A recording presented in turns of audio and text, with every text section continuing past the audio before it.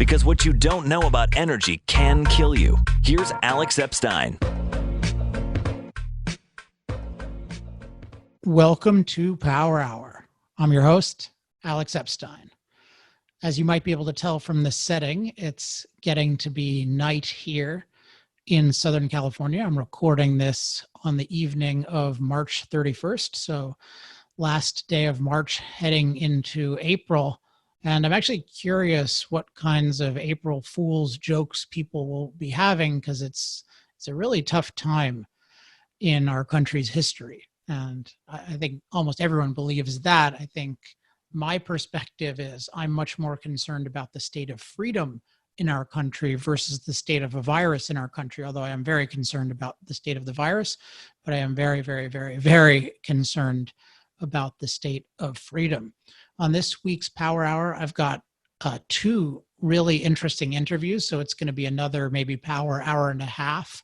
The first interview is with Robert Bryce, who is actually the original guest on Power Hour. He's the author of several really interesting energy books, including Power Hungry, Gusher of Lies, and his latest book, A Question of Power, Electricity and the Wealth of Nations. So I'll be asking him some questions about that, and we end up having a really interesting discussion about, among other things, energy poverty and how is it, what can be done so that more people around the world have low-cost, reliable energy. And it's not as easy sometimes as people think, but Robert offers some really good guidelines and frameworks for recognizing what is necessary to expand people's ability to use energy, particularly in the poorest parts of the world. After Robert comes on the show, I will be talking with Michael Mazzoni. Now, Michael Mazzoni is a longtime friend of the show. He's a very successful energy lawyer, and he and I will be talking about a seemingly arcane subject, but I think a really relevant one, which we're going to talk about intellectual persuasion and how that has helped him as an energy lawyer. And we'll get into that more at the time, but I'm a very big advocate of intellectual persuasion in that the core way I believe in generating long-term change in audiences is figuring out better and better ways of explaining things in a way that genuinely connects with their minds, and that also connects with their emotions, but that is not trying to manipulate them and trying to bypass their mind. I have a lot of ethical problems with that, and I think a lot of that stuff is unsustainable for various reasons. So we'll be talking about intellectual persuasion and how Michael has actually learned from this podcast and then my other podcast, the Human Flourishing Project, how he's been able to apply some of those principles and have some really huge successes in his legal career. And I think the lessons there will be helpful not just to those of you in energy, but those of you in any field where persuasion is relevant, which is basically every field. So those are our two big guests this week. No Don and Stefan, by the way, just because I'm mostly interviewing outside guests. Sometimes they'll be here, sometimes they won't. So we're going to go into those segments, but first I want to comment on two stories in the news, because really on this show, I think it's going to be necessary to comment on the weekly news basically every week, because it's such a transformative time in the history of our country. And some of this connects to energy, but some of this connects to just freedom more broadly. And I want to say something about it. So just as I would want to say something when I think people were doing very wrong things in response to the stock market crash of 1929, just as I would have wanted to participate in debates during the Civil War, where people were advocating things that we now regard as reprehensible, so I want to participate in this discussion about what is the future of American freedom, including how does freedom relate to the current pandemic involving the new or novel coronavirus, aka COVID-19. So as you know, so that's one story I'm going to talk about, and then I'll more briefly talk about a story where BP, formerly British Petroleum, now sometimes likes to call itself Beyond Petroleum, or at least just BP, has announced that they are going to be 100% carbon neutral by the year 2050. So I'll talk about that a little bit, but I mainly want to focus on COVID-19.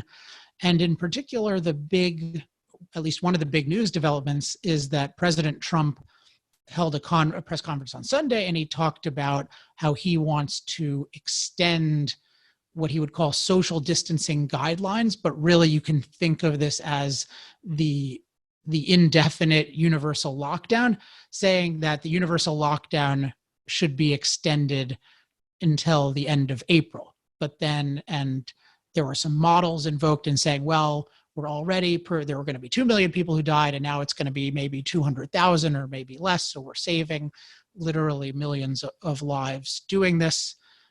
This is the claim that's being made. I do not think this claim is actually a defensible claim. But then part of that is, we were relying on these models, and then so end of April. But then one of the leading people of the models said, no, actually end of May. So we are still in this state of indefinite universal lockdown.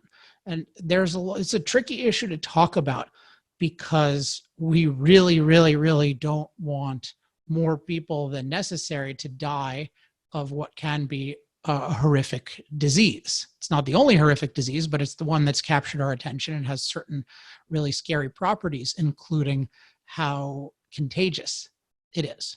So I just want to put the proper weight on that. And then we see in particular locations, particularly in the United States, in New York City, we're seeing at least some cases of hospitals being overwhelmed, and that's really not a good thing. And we do not want that to happen throughout the country for all kinds of reasons. So there's every reason to want to take intelligent action to fight this virus, but in the context of what I would call human flourishing. So the goal of us and the goal of our government can't be prevent one virus, even a really bad virus, at all costs. The whole reason we want to prevent the virus is so that we can live our lives and enjoy our lives, what I would call human flourishing. You can think of it as we want a high quality of life. So I think we need to think, and last week I talked about a path forward, which I called Don't Stop Living, Live Smarter. And I still want to be focused on that idea this week. But this week in particular, I thought it might be helpful to give you 6 filters that I use when I'm looking at different kinds of stories about COVID-19. And the reason these filters I think are particularly useful is because they're pretty hard to argue with, and yet they're violated all the time. And so what they can do is they can help you find some of the better experts and the better policymakers on this issue. And there are some who seem to be quite good. And there's one in particular that I will recommend as somebody I've found particularly insightful lately, at least with my current judgment. And I'm obviously not an expert on this particular virus. And in a sense, nobody is an expert fully on this particular virus and all the different aspects of dealing with it. But I do have a lot of expertise on thinking methods, and I can spot bad thinking methods. And I think there's some really obvious bad thinking methods. And I talked about some of them last week on the show. But here are 6 filters that I use that I think if you use them, it'll help you filter out most of what's going on in terms of prediction and policy as really bad, and then help you find some of the better thinkers, including some of the better specialists who have a lot of this specialized knowledge that I don't have and that you probably don't have. So it's really valuable to have these kinds of filters. So I'll just go through them quickly since we have a lot of other content to get to, but I think they'll be useful. And I'll put these filters each in terms of a question. And so each question will begin with do they. And if you just so when you're reading somebody, and this can be President Trump, it can be Dr. Fauci, it can be someone on CNN, doesn't matter, politics, what status, you can apply these filters. So filter number 1 is, do they assume that freedom of action means recklessness? Do they assume that freedom of action means recklessness? You see this all the time where people say, oh, well, if the government doesn't do something, then we're going to have all these deaths. And there's a whole bunch of aspects to that. I think that are wrong assumptions behind these deaths, even if people were reckless. But there's no doubt that people being reckless will lead to a lot more deaths than people not being reckless, almost by definition. And yet there's this idea that unless we lock people down, then they will be reckless. And that is an assumption that should really be questioned, because there's every reason to think that given the proper information, many, many, many of us will act very intelligently and that will discover all sorts of best practices that lead to much better outcomes, even just with respect to a virus, than this universal lockdown. And this leads to filter number 2, which is, do they assume that a lockdown means optimal virus protection? There's this idea that, oh, well, if we lock people down, that's the best way to keep ourselves safe. And they're just some sort of intuitive things where that's obviously not true. Like if you're locking down elderly, vulnerable people with younger people and the thing is asymptomatic, then you could be deliberately infecting people, and you could be infecting them under some of the conditions that many of the worst outbreaks have occurred under in terms of enclosed spaces. So that's just one of many things where it's not at all the optimal thing just to lock people down. And so when they assume that this is some sort of optimal virus prevention thing, there's something really suspicious with the way they're thinking. Filter number 3, do they advocate universal measures for the highly vulnerable and the low vulnerability alike? Do they advocate universal measures for the highly vulnerable and low vulnerability alike? And I've stressed this pretty much every time I've spoken out about this, and because it's obvious, but nobody is talking about it. If you look at these lockdowns, you look at these orders, you look at most of these models, they're continually conflating high vulnerability people with low vulnerability people. And it makes absolutely no sense, because both the biggest risk death-wise and hospital overload-wise is people in very definable, vulnerable categories. There's some debate about to what extent young people are at risk, and I think that's almost all going to turn out to be in people who are very compromised in terms of their immune system. That's why I lump them under vulnerable. But if you take, say, healthy people, really healthy people under 50, that's just a totally different universe than, say, people over 80 or people with serious immune issues. So anybody who's making prescriptions and not making those differences is not a serious thinker, and there's some sort of moral thing, and I believe corrupt moral thing, justifying that versus it making any kind of logical sense. So that's do they advocate universal measures for the highly vulnerable and low vulnerability alike? I filter them out as a legitimate thinker on this issue.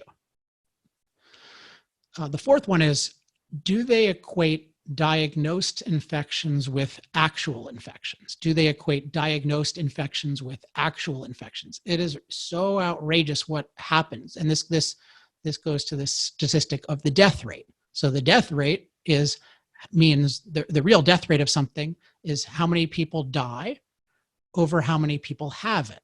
So how many people end up dying over how many people are actually infected.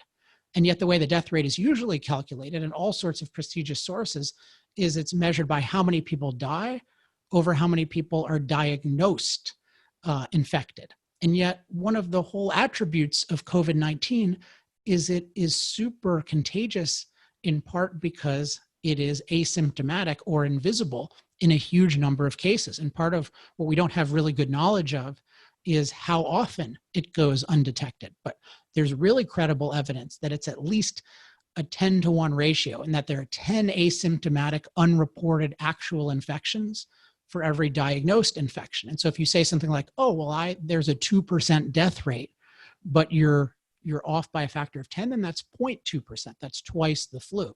But if you're off by a factor of 100, and there's evidence that some of these things are off by a factor of 100, then it would be something that's less deadly overall than the flu. It could be more deadly for specific people, but it might be less deadly on average. We really don't know. But nobody who's at all serious can just use these phony death rate statistics and calculate the death rate as the number of deaths over the diagnosed infections. And this is just being spread all over the place. It's the basis of models, and it just has to stop. So if you see somebody who is making these distinctions, then that is a good sign. And if they're not making these distinctions, that is a bad sign. And with all four of these things, somebody who I'm seeing consistently is not doing this is a guy named David Katz at Yale. And I don't know him at all, and I haven't seen him on other issues, but on this issue. He's written several things. I've looked at his LinkedIn page, and if you just search David Katz on Google, he has some really good stuff. And one of the most prominent things on his webpage is a set of public policy recommendations that recommends distinguishing among people by vulnerability. He gives different recommendations for people healthy under 60 versus people who are over 75. And that makes so much sense. And the fact that it's not being done, none of these lockdowns are saying anything specific about, oh, well, it should be a different policy for older people or younger people. Not that I think you should necessarily have a lockdown for anyone, but if you're having a lockdown for anyone, it should definitely be the vulnerable people, because the biggest concerns are the threat of their health, but even more, the biggest concern is the overload of the hospital system. So this is, and I found David Katz very helpful on this, and he's very clear about this point about the death rate and about we need better information about actual infections. And he's a big champion of collecting data from different places so that we can, what we would call randomized data. So just sampling a whole population, not just the people who come into the hospital for COVID-19, but everybody, including people who think there's nothing wrong with them or they just have a little cold, figure out what percentage of people in the country, or at least get a decent guess, what percentage of people in the country have it, because that's going to totally change your death rate. It's going to tell you how close is this to the flu versus how much of this is a difference in kind that really requires a different response. And I can't say one way or the other right now definitively, but I can say that the people with the lower estimates of the danger are the people who seem to be taking the actual infection rate seriously and seem to want to study it, versus the other people seem to just love dividing the number of deaths by the number of diagnosed cases in a world where we have a massive testing shortage and where we are overwhelmingly diagnosing people who are self-reporting as highly, highly symptomatic. Filter number 5, do they devalue freedom and quality of life? Do they devalue freedom and quality of life? A good friend of mine was observing the other day, said, when people are talking about this issue, they have this issue of they're talking about the lives saved versus the economy. And he said that, and I agree with this, that is a really false alternative, because one of the things that the economy just means individuals' productive activities. And the fundamental thing they do is they sustain lives, including they provide all these amazing medical cures that would not exist had we been living in a state of universal lockdown for a long time in the past. So there's this, it's wrong to think about, saving lives versus the economy. But my friend in particular noted that there's almost no discussion of freedom as having any value. And that's wrong, I think, in many ways. I think the actually, in a sense, freedom should be the only value that we are talking about, because freedom is the means by which we flourish. It allows us to create and pursue the values we need to flourish, including rational decisions about virus protection, including things like cures to viruses that need to be produced with human ingenuity. So I do, my ultimate perspective is we should just be thinking in terms of freedom, and the government should only intervene if it can really prove that there's a contagion of the level where it is interfering with everybody's freedom, much as if we're invaded by a foreign country, that's a threat to everybody's freedom. So you have the temporary right to restrict activity in order to get rid of that violation of rights. But you have to think of it as the goal here is not to, quote, save lives, as if it's the government's job to decide how long people live or how long they should live, or should they, pursue their happiness and live a year shorter, or should they just exist on a ventilator for an extra year because the government wants to, quote, save lives. That's not the government's job at all. The government's job is to protect our freedom. And there's a question of, are there and when are there exceptional circumstances where this is truly getting in the way of our freedom in a universal way, where the government needs to act. And part of that is the government needs really, really clear standards of evidence to do that. And it does not qualify in my mind at all as a standard of evidence to say, well, we're going to hyperinflate the death rate, and then we're going to plug it into some models, and we're going to assume that human beings left to their own devices are stupid, and we'll just keep spreading this and contracting this and filling up hospitals no matter what happens. And so we'll keep what's called the R constant throughout this, and then it'll be exponential, and then 10 million people will die. Like that does not in my mind qualify at all as something that could justify, serious government intervention into our freedom. And if they say they don't have evidence, or they don't have enough evidence yet, then I think what you have to say is, here's what we think. We recommend that you do this voluntarily, but I don't think you can shut down people's lives because you say, well, we don't really know the state of this. So I'm rambling a little bit about that, or hopefully not rambling, but just going on to that topic of what I think the standard should ultimately be, which is the whole thing should be, how does the government protect freedom? But even if you don't have it as consistently, or as that is your ultimate standard politically, the way that I do, if people are talking about mass restrictions on individuals' ability to interact, which is an essential both of our productive ability, but also our ability to enjoy life, if they talk about the cavalier restriction of the freedom to interact in an indefinite way, if that is not treated as grave and even as a catastrophe, then this person does not care about human life. Even if they can say, well, look, I think this virus is so bad that we need to temporarily suspend those things, and it should really be temporarily. So I'm not saying whatever your evaluation of the virus, it should be the most solemn thing and an upsetting thing of what has been done to people's lives. And I just feel like it's so upsetting because they're just all of these lives being ruined. And I mean ruined in the sense of, or a better word is destroyed. People have built their lives. They've made plans. They've built restaurants. They've created events. And all of those are just been substantially destroyed. And people act like, oh, it's no big deal. And just do that, save lives, and without even much of a clear justification. Yeah, we're not even really sure what the evidence is, but here's an extreme catastrophe model. And so, yeah, that's perfectly sufficient to shut down your life indefinitely.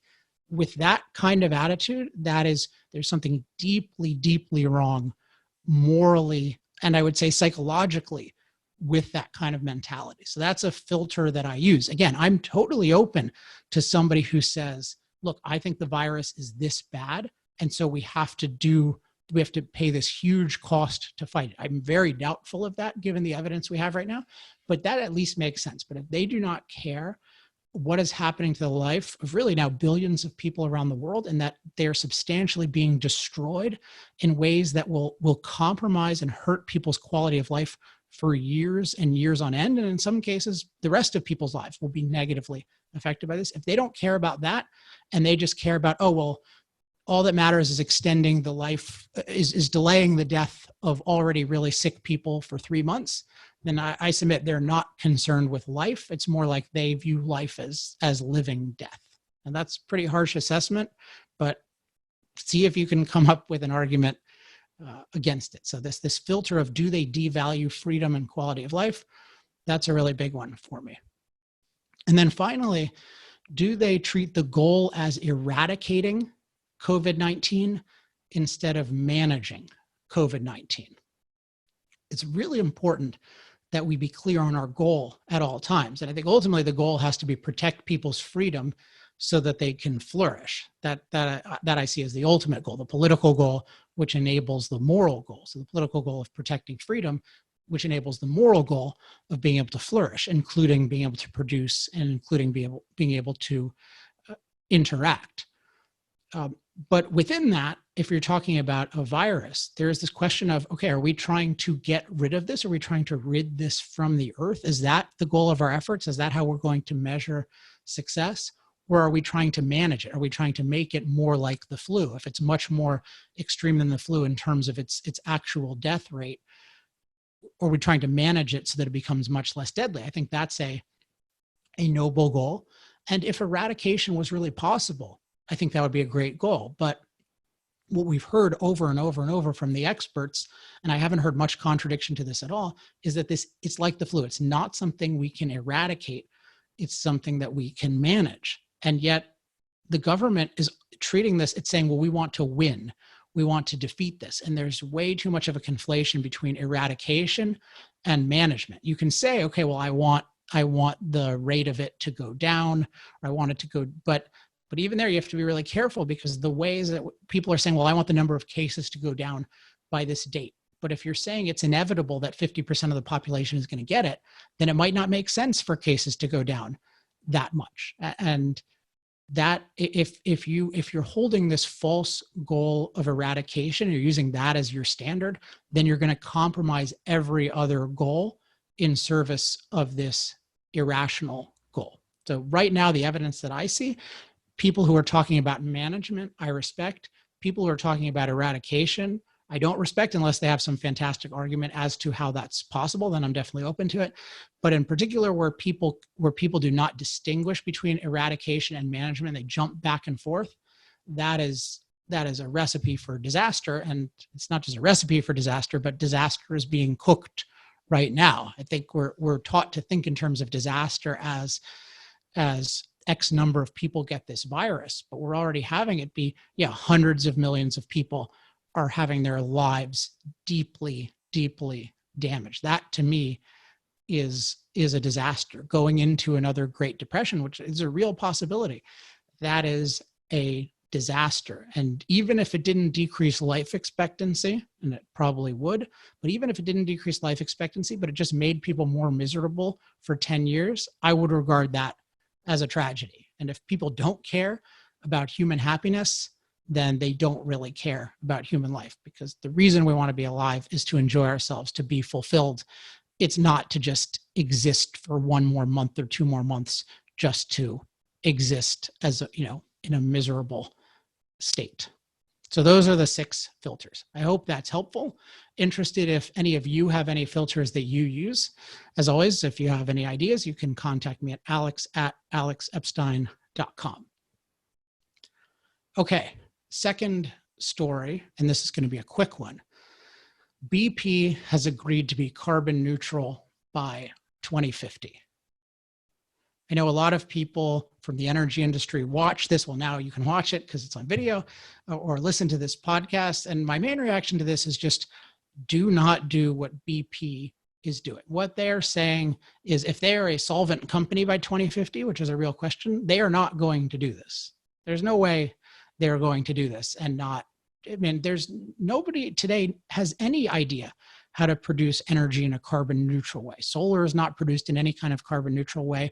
Wind isn't, in part because so many of the inputs are oil-based, because oil is the fuel of mobility. So all the mining and transportation is oil-based. And then there's the whole parasitism point, that solar and wind require nearly 100% backup by a reliable source, which is usually fossil fuels. Even nuclear, which is fundamentally the lowest carbon in terms of its potential, it's still nowhere near zero carbon right now. So there's not even one technology now that does it. You've been having people claim for decades and decades and decades that they're on the verge of this. Fossil fuels for the last 5 years have still been the fastest growing source of energy in the world. Nuclear is still being suppressed. And notice that BP is not saying, hey, we're going to be a major innovator in nuclear. That would excite me. No, they're saying, no, we're going to do it with renewables, which effectively means solar and wind. So there is no evidence whatsoever that they can do this and be a viable company. It's very possible they'll use different kinds of accounting tricks to do this. But what I would just caution everybody who's considering this to do is, this is not, however many cocktail parties BP gets celebrated at, if they get celebrated at any, or at least they get attacked less by Climate Action 100 or one of these gangs that's really focused on eliminating the fossil fuel industry through investor pressure. Whatever they get there, it cannot make up for being unproductive. Like they are committing to an unproductive path going forward. And if you are a company, your number one imperative is be productive, create value in the long-term sense. And what you need to do is figure out how, if people are concerned about emissions, you can factor that in, you can explain what you're doing, but fundamentally, the focus needs to be on long-term value creation. And eliminating fossil fuels from the world in the next 30 years is not consistent with long-term value creation. And if your company is going to be some master of some non-fossil fuel technology, great, but that's not most of your expertise. And we really need companies with expertise in fossil fuels over the coming decades. As we'll discuss in the Robert Bryce segment, the world needs a lot more energy not less. He focuses on electricity, which is a lot of it, but all forms of energy, including heavy-duty transportation industry, where oil is king and will likely be king indefinitely until and unless we decriminalize nuclear, and over some number of decades, just like they power aircraft carriers, they can be used to power ultimately smaller vehicles. But this commitment to carbon neutrality, and specifically through renewables, do not do this. And we should not admire BP for this. They're selling the world on the idea that fossil fuels are not necessary for the future. They are affirming not just climate impact or climate change, they are affirming climate catastrophism, which is not a substantiated view, because, as I've pointed out many times, we are safer than ever from climate-related deaths. So, and despite decades and decades and decades of predictions that climate mortality will dramatically increase, it's dramatically decreased. Probably many of you have heard this show before, have heard me talk about this many times, but in general, fossil fuels are whatever their defects, and there are some, they are overall making the world a better and better place to live. They're the only source of energy that in the near future can provide low-cost, reliable energy for billions of people in thousands of places around the world for all of the different purposes that we need energy for. And because of that, they are crucial, and their benefits far, far outweigh their side effects. If you're a company and you're interested in how do we position ourselves in this era of investor pressure, I've talked about my approach and my company's approach to this ESG issue, which these sustainability issues are often lumped under. And I refer you to the ESG chess game episode I did, and we'll link to that. And also we'll link to a transcript of it. And then also I have a mini white paper called the ESG Dilemma. And if you're in the industry, if you're in an industry where you're actively dealing with ESG, it's not a public paper yet, but if you're in the industry dealing with ESG, just email me subject white paper, and I will be happy to send it to you. But short version, anyway, commit to eliminating fossil fuels in the next several decades. That's an anti-human commitment, and it's an anti-productivity commitment, and nothing you get short-term in terms of investor or the approval of certain investors will make up for the destruction that happens or the fraud you have to commit to pretending it's going to happen. That's another element where if you are engaging in any kind of energy accounting fraud, which is rampant right now, I've pointed it out with Apple, with Facebook, with others claiming 100% renewable. If you are engaging in that, you are really vulnerable to a class action lawsuit of people saying, hey, guess what? You're not 100% renewable. And you know what? I would be happy to help the people making that class action lawsuit, because there really is a huge amount of fraud over that. So do not make the truth your enemy. Do not commit to getting off fossil fuels. Commit to creating long-term value, including, in most cases, to improving fossil fuels. But that's different than getting off fossil fuels. Okay, those are my two news stories for the week. Next up, we have Robert Bryce. Robert is the author of A Question of Power, Electricity, and the Wealth of Nations. He did not do a video this week. We did audio, so which seems so passe, even though as of 2 weeks ago, we only did audio. So Robert and I, you can see this in YouTube, but it's just going to be, a background with a moving sound indicator. And then we will be back after that with Michael Mazzoni. All right. We are joined once again by the first ever Power Hour guest, back from, I think, January, early 2011, Robert Bryce. Robert Bryce, welcome back to Power Hour. Wow, Alex, 9 years ago? Man, it seems it is hard to believe. It seems a lifetime or two ago. Yeah, I remember, when I started this show, I had an ally that we mutually know named Robert Bradley Jr., still an ally. And I said, the number one guy I want is Robert Bryce. I don't think he'll come on the show, but he said, I'll introduce you. And then you agreed to come on the show. And that was my first introduction to the idea that people would actually come on my show. So that was very exciting. I was happy to do it. Happy to do it again now, 9 years later. All right. So we're talking about your new book, and let's jump in with, what's the title of the book and why is it? Why did you pick that title? Sure. The title is A Question of Power, Electricity and the Wealth of Nations. So a little bit of a rip-off of Adam Smith, maybe. To be honest, I went back and forth with the publisher over the title and what we were going to. Oh yeah, I forgot about this actually when I asked this question. But to his credit, Clive Priddle is the publisher at Public Affairs, and he came up with the title, and I think it's great. I think it really is a fitting description of what the book is about, because that's my thesis, that electricity is the world's most important and fastest growing form of energy. And the countries that have electricity that is cheap, abundant, and reliable are the ones that are rich and the ones that are prospering, and the ones who are struggling with blackouts, expensive electricity, dirty electricity, they are in the dark and they are poor. And just kind of, it's across the board. And everywhere you look around the world where electric grids are in trouble, where blackouts are common, societies are in either chaos or they simply aren't prospering.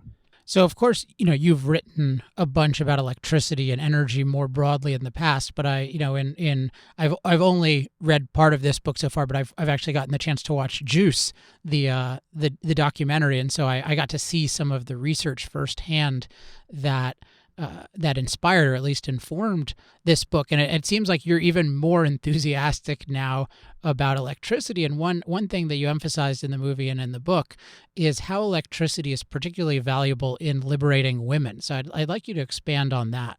Sure. This isn't necessarily one of the things that started me on the process of writing the book. I mean, just as a brief interlude, 4 years ago or so, I saw a clip in the New York Times about the struggles in Nigeria with the electric grid. And it reminded me that I had seen a piece on 60 Minutes in the 70s, if memory serves, where Morley Safer was in Lagos and kind of doing a smirking analysis of Nigeria and pointing out that they had a bunch of lead acid car batteries that were backing up their electric grid. And it just struck me that in 40 years, maybe, that Nigeria hadn't made any progress in improving its electric grid. And it made me look at it more closely and think, well, why is this? Why are some countries able to have abundant and reliable electricity and others don't? And so in the process of working through that and understanding what that was, I quickly realized, well, this is the critical commodity. Electricity is the critical commodity for women and girls. Why? It liberates them from the pump, the stove, and the wash tub. If women and girls are hauling water by hand, if they're washing clothes by hand, if they're having to go out and collect wood or dung or wheat straw or rice straw to cook dinner, every hour or minute that they're doing that is time that they're not in school, they're not reading, they're not writing, they're not at the computer, they're not seeking work outside the home. So there are many, many studies that show how electrification helps women. And I talk about those in the book. I also talk about the fact that some of the motivation for the New Dealers in the 1930s who pushed for rural electrification, including George Norris, the senator from Nebraska, they were concerned about farm women, and they wanted to get them out of washing clothes by hand and hauling water by hand. So the history and the understanding of the criticality of electricity to women is very clear, and it really has fundamentally changed the American economy, and particularly led to higher social status for women. One thing I think about in this connection is, part of the kind of key idea in opposition to fossil fuels is, well, fossil fuels are making the world increasingly unlivable. And I think this example with women shows the opposite. The world is actually, from our perspective, from our modern perspective, naturally almost unlivable, in the sense that the natural state of affairs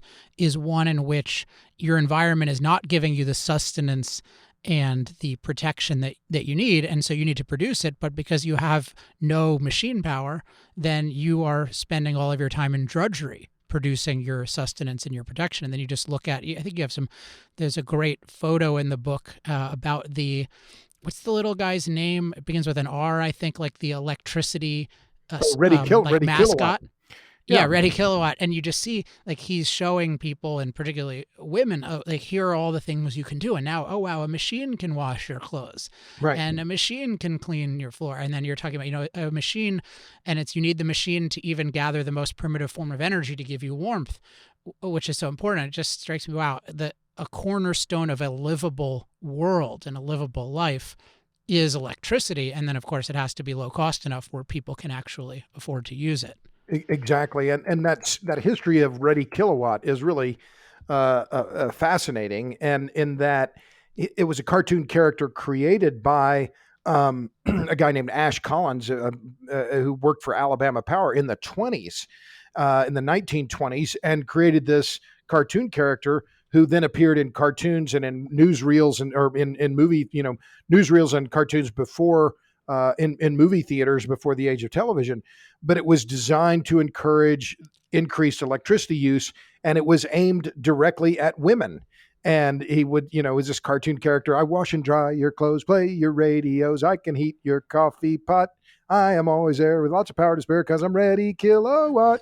Well, this campaign went on for decades, and it was very effective. But it is one of those artifacts of history that points to the essentiality of electricity and how that prosperity and increased electricity use go hand in hand, and that not only prosperity turbocharges electricity use, but electricity also facilitates prosperity. Yeah, just occurred to me as we're recording this during the coronavirus or COVID-19 crisis, and just thinking of how much we're relying on the ingenuity of everyone. But if you just think about how many ingenious women are involved today in helping us protect ourselves from this, emergency room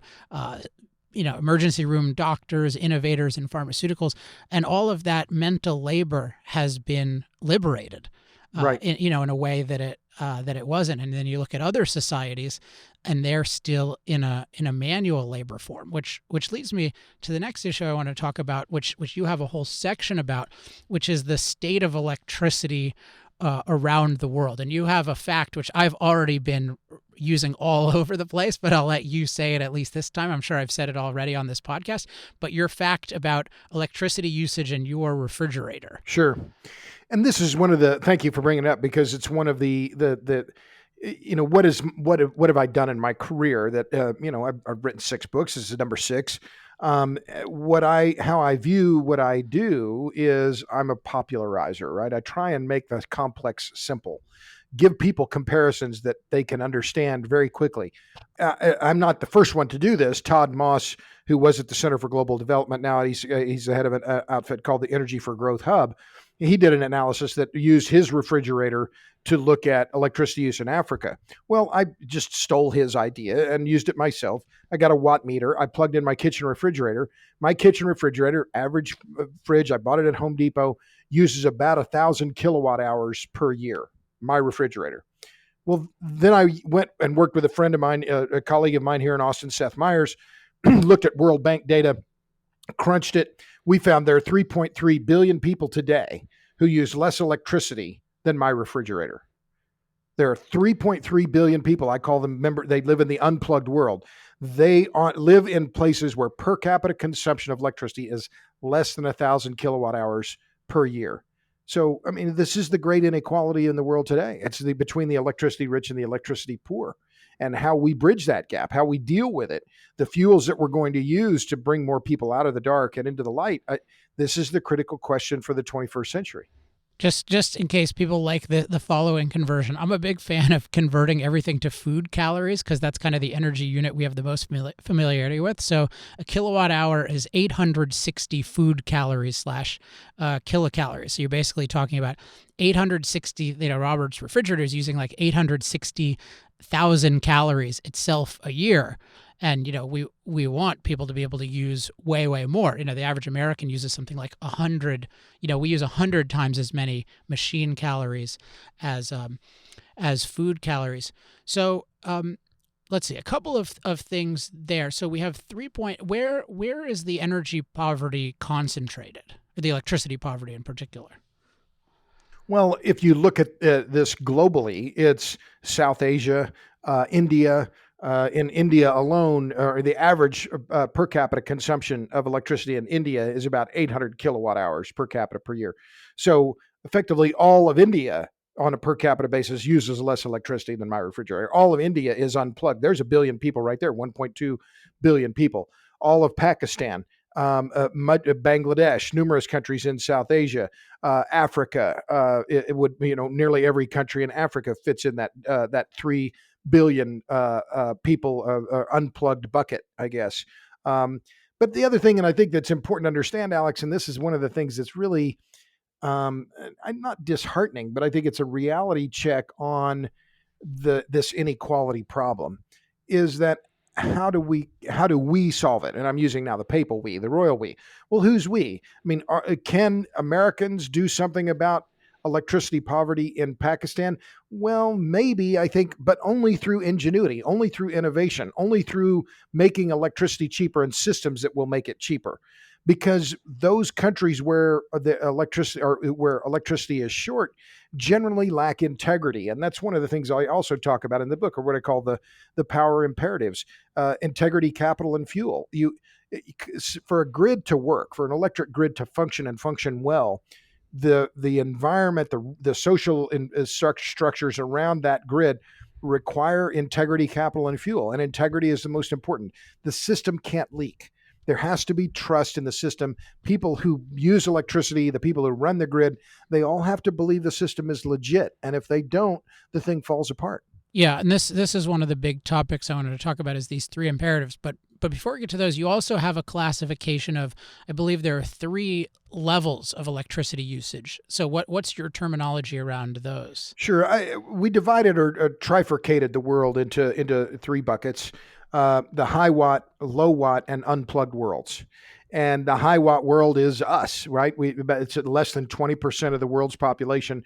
We consume in the high watt world, the threshold was 4,000 kilowatt hours per capita and above.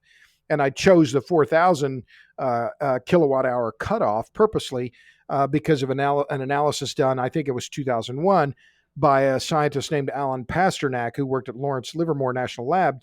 And he did an analysis of the global population and used what's called the Human Development Index, which is a metric that looks at numerous metrics: health, welfare, education levels, a number of things that are indicative of human prosperity, and they put it into one number, which is the Human Development Index, which is 1 being perfect and 0 being, terrible. What Pasternak found was that over 4,000 kilowatt hours per capita per year, the Human Development Index doesn't increase that much. It's, that's what, kind of the threshold number. So 4,000 kilowatt hours and above is the high watt world. Between 4,000 and 1,000 kilowatt hours is the low watt world. And then the last, of course, which we've already talked about, is the unplugged world, which is less than 1,000 kilowatt hours. Yeah, it is fascinating that, I mean, it makes sense that, at the very low levels, it doesn't make nearly as big a difference. And this connects to the phenomenon of, well, people often talk about access to electricity. And often when people, particularly, they're advocating quote unquote renewable type solutions, they'll often act like any amount of electricity is sufficient. And so as long as somebody can plug in somewhere at some volume, then they are electrified. Right. And but it's not at all what we mean by electrified, which is basically any time we want to power a machine that's relatively stationary, we can plug it into a wall and accomplish magical things. Well, and that's a great point. And it's really a critical one, because yeah, you can charge your cell phone, but if the woman in the household doesn't have a refrigerator or a washing machine, then she's still stuck in what is effectively slave labor. So 100 kilowatt hours. And this is one of the things where it's clear that when you look at some of the policies that are being promoted by the Sierra Club and others that effectively want to prohibit the World Bank and other bilateral, multilateral lenders from doing any lending on hydrocarbon projects. So coal-fired power plants in Vietnam, which I've written about, the efforts to block them, and a lot of the big environmental groups in America effectively blocked under the Obama administration, or convinced the Obama administration, oh no, you shouldn't lend any money on that kind of project. That's hydrocarbons. Those are going to, fossil fuels, those are going to contribute to climate change. Therefore, no. Well, how, to use what you've been talking about now for a decade, how moral is that? I mean, that just seems, it's going to be fine. We're just going to keep them in poverty and they're going to like it. No, they don't like it. And they're not going to stay there willingly, not if they have any other option. And that was the other key point that I think is essential to understanding electrification. It's one of the things that I found in traveling around the world for this book. People will do whatever they have to do to get the electricity they need. Climate change is not their first priority. Getting the electricity they need to keep themselves safe and comfortable is the critical and unassailable effort that they're going to make, regardless of what anybody else does or says or thinks.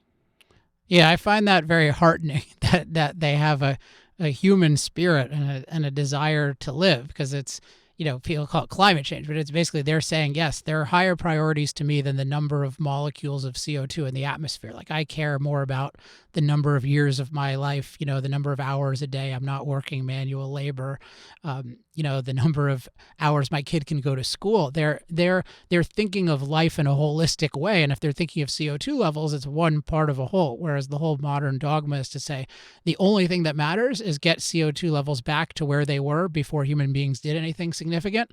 And then that's however we need to do that, even if billions of people have to suffer and die, it's worth doing. And so I'm glad that people are rebelling against that. Well, and I think it's important as well to just understand as well, and maybe you've seen this, but it was just a few weeks ago, the New York Times carried a story about Japan. So let's be clear. This isn't just, people in Puerto Rico after, Hurricane Maria, or, people in Pakistan, or, or India, or wherever. No, you have the country of Japan now planning to build 22 new coal-fired power plants.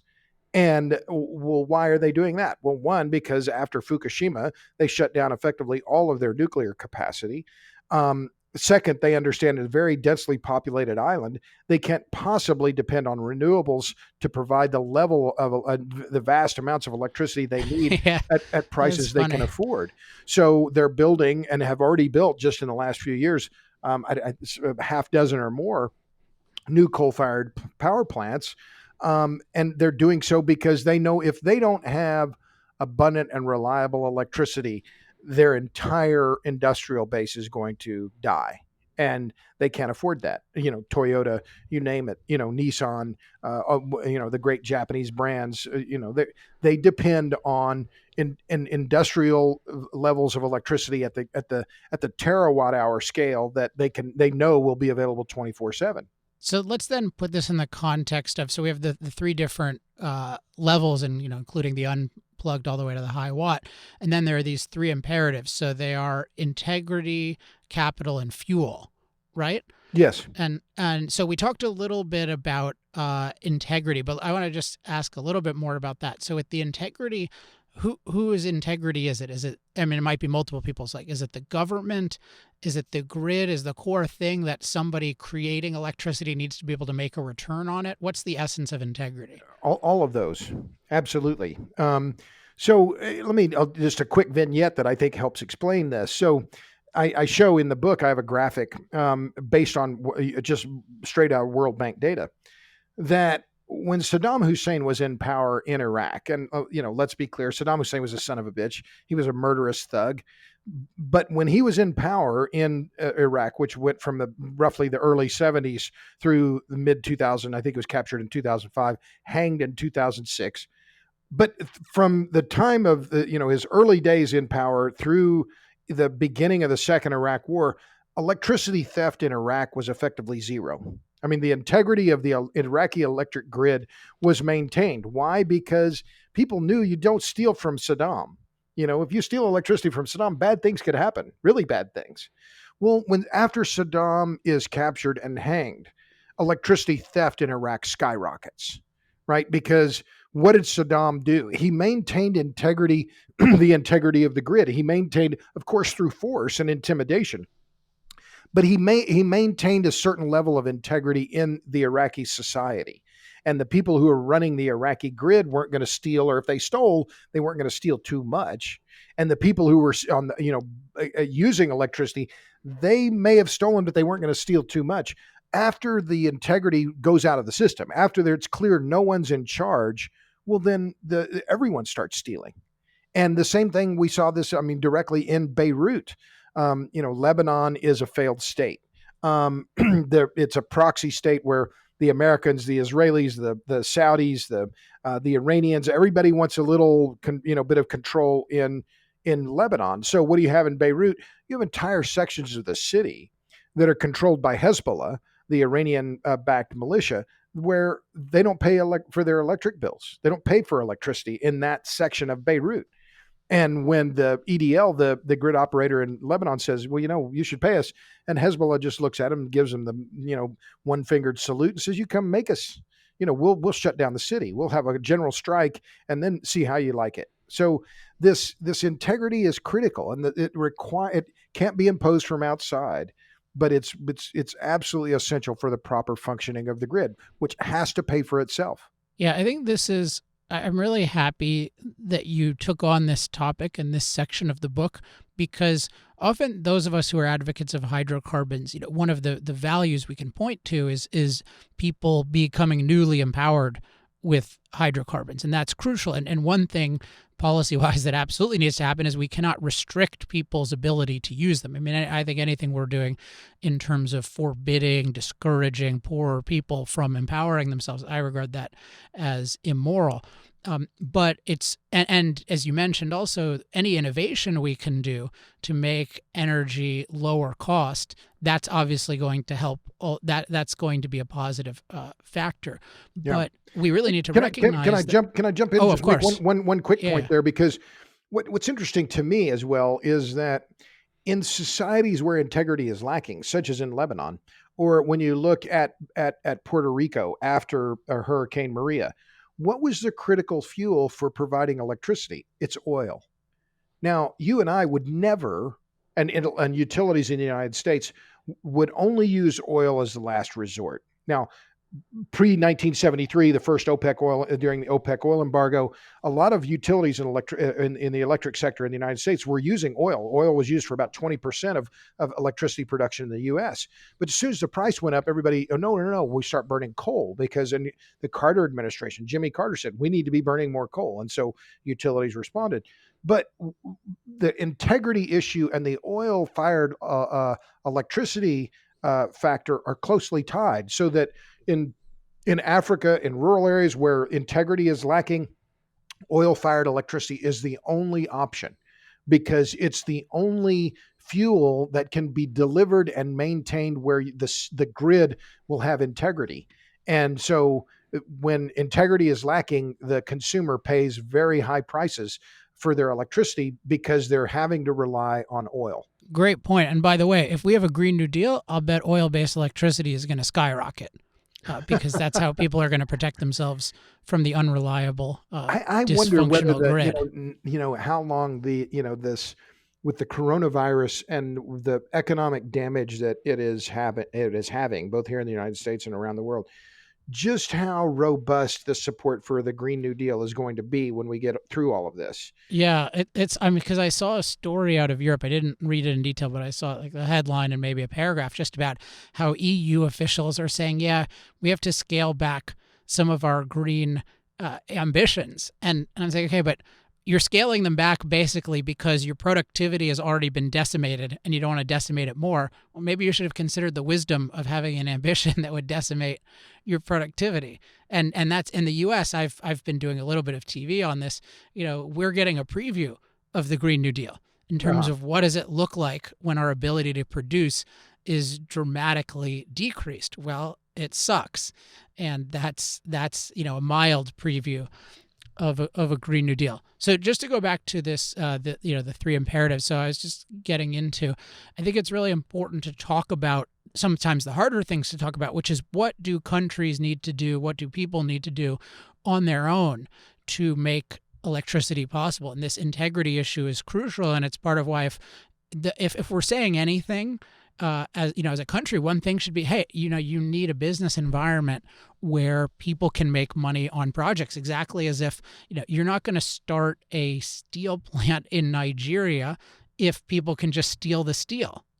That sounds a little, I didn't mean to have it sound Right. No, in a pun that way, but if you could just steal whatever, or the widget or you need this integrity of the system. And then that connects to the second one, which I want you to talk about, which is capital. right. Well, exactly. It's what I say in the book, and what I think is obvious. Theft is the enemy of light. If there's rampant theft, you're just not going to have light, because everything's going to get stolen, and it doesn't matter whether it's and this is an issue that I write about in the book as well, is the amount of electricity being stolen to grow marijuana. Right, it's rampant in California where you live. Numerous busts of ganjapreneurs who are organized crime guys, many organized Chinese organized crime outfits who are stealing electricity because the profits to be made, and because electricity is about a third of the cost of growing weed.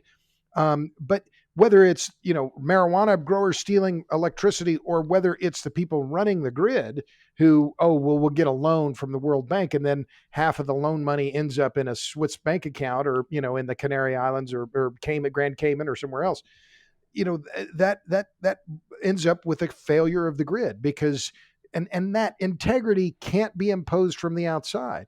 That's the really, really hard part of this, and that's why I think that when as I look forward, and I think, well, what are going to be the ways that the world electrifies? Well, if you look at what's happened in Africa recently, huge discoveries of natural gas offshore, Mauritania, Senegal, and Tanzania, they're going to be huge gas producers. Well, then they should use that gas to produce electricity, and it's going to take time. And as you point out, foreign companies aren't just going to rush in there if they don't know that they have the rule of law and enforceable contracts. And so how does this, why do you make capital one of the three imperatives? Well, because you can't do anything without money. I mean, back to my, that what I just said about, well, say you need 500 megawatts of new electricity capacity. Well, okay, it doesn't matter whether it's a coal plant or a nuclear plant or wind turbines or solar panels or gas plant or hydro or geothermal. The money has to come from somewhere. You got to have a banker. You have to have some venture capitalist, somebody who's willing to say, well, yeah, I'll write you a check for $500 million for 500 megawatts, and I trust that you're going to pay me back over the next 20 years. Well, if you don't have somebody, if the system doesn't have integrity, if a banker in Houston doesn't believe he can get his money back out of Ghana or Zambia or Pakistan or Mexico, he's not going to make that loan. So the capital is absolutely essential. And one other quick point about integrity, capital, and fuel. If integrity is first, if you have the integrity, you can get the capital. If you have the capital, you can get the fuel. But if you don't have any of those, the grid will shrink to the size where those three things can be assured. And the grid could be as small as we saw in Puerto Rico, just one household and one generator. But that grid works because the integrity is assured. That is a great point. I love that point that on whatever level it exists, it has those, and with any functionality at all, it has those attributes. And of course, it's wildly inefficient to have it on that level with all the fetishizing of, I think there's a lot of fetishizing of, I'm going to have my own power plant at home, and it's just going to be solar panels and a battery and that kind of thing. Let me ask about fuel then. So when you mentioned coal, and I want to talk a little bit more about coal, but so fuel is the third imperative. And then what are, in your thinking, what are the attributes that a fuel has to have? Well, the first one, of course, is going to be geographic. So if you're in Iceland, and we went to Iceland, well, 25% of the electricity in Iceland is from geothermal.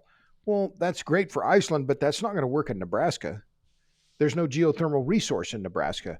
75% of the electricity in Iceland is from hydro. Well, that's great, but that's not going to work in, Arizona or New Mexico. They don't have those kinds of hydropower resources, or here in Texas where I live. So the fuel is determined by, of course, the integrity, right? Who can afford the different fuel, but it also depends on the stability of the government. Nuclear can work here in the United States. It works in Russia. It works in China because we have a stable society and both capital infrastructure and intellectual infrastructure that can support a nuclear industry. So that geography is critical because it connects to all of these other factors. Why do they burn coal in Wyoming? Because Wyoming has a ton of coal.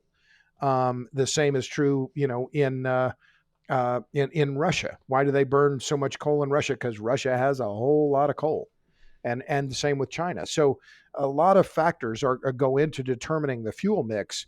But again, this is indicative of the fact that countries will do what they have to do to get the electricity they need, and geography and will help determine what fuel mix is deployed.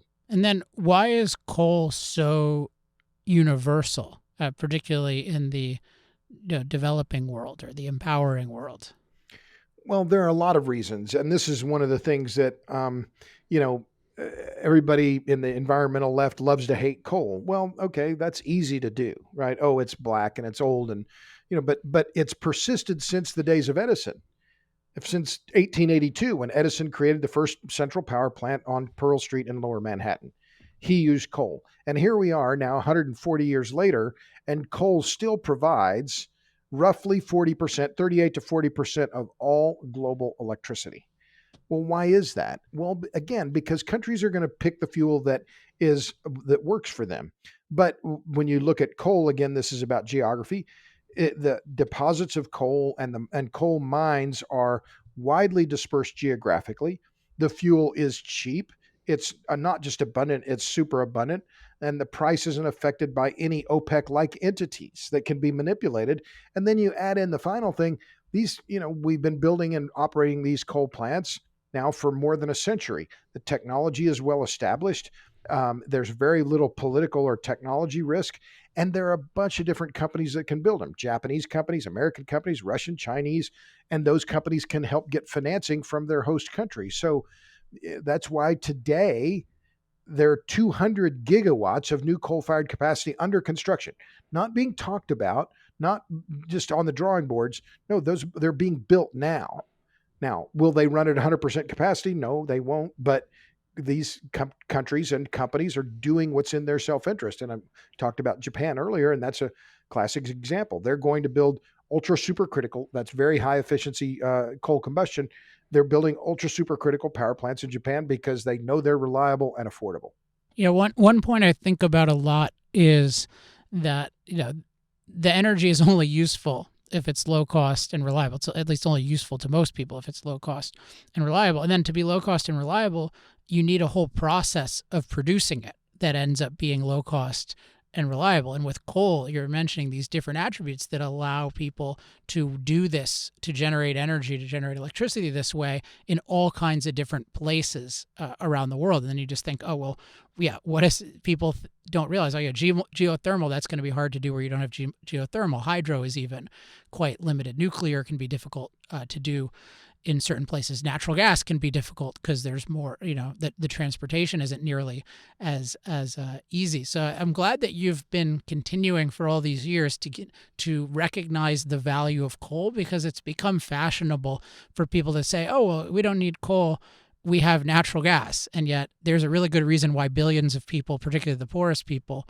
are choosing coal. Well, and to me, it's, not even so much saying, well, I'm cheering on coal or whatever. It's just, this is the reality. And that's the part where I think that, where our work has really overlapped over, the last decade or so is, well, let's just look at we can talk about what is the ideal, or what what people want or think they want, or what, is politically popular, but what's really happening. And what's really happening is that you look at the BP statistical review, and coal's share of the global electricity market has been at 38% for more than 30 years. So this idea that we're just going to make some quick transition and we're going to go and do something else that is, cleaner, greener, less CO2, whatever. No, not so. Because these energy transitions and the energy and power systems that we have built They've been built over decades and trillions of dollars have been invested in them. We're not just going to pivot and do something else because it's politically fashionable. It may go for a little while, but ultimately it has to be able to be sustainable, both from an economic standpoint, a resource standpoint, and a land use standpoint. And we haven't talked at all really about renewables, but that's another major point I make in the book. And it's another point that really a lot of my work lately has been focused on is the reason that renewables are not going to take over the economy in the United States, the Green New Deal is not going to happen. It's going to fail, is because there isn't enough land available to carpet the countryside with 500 or 600 foot wind turbines and thousands of miles of new high voltage transmission lines. It's simply not going to happen. Yeah, let's talk about this, because one thing that's interesting about what our work emphasizes is my emphasis on renewables, which I often call unreliables, is probably 90% on the unreliability and Right. why that doesn't scale.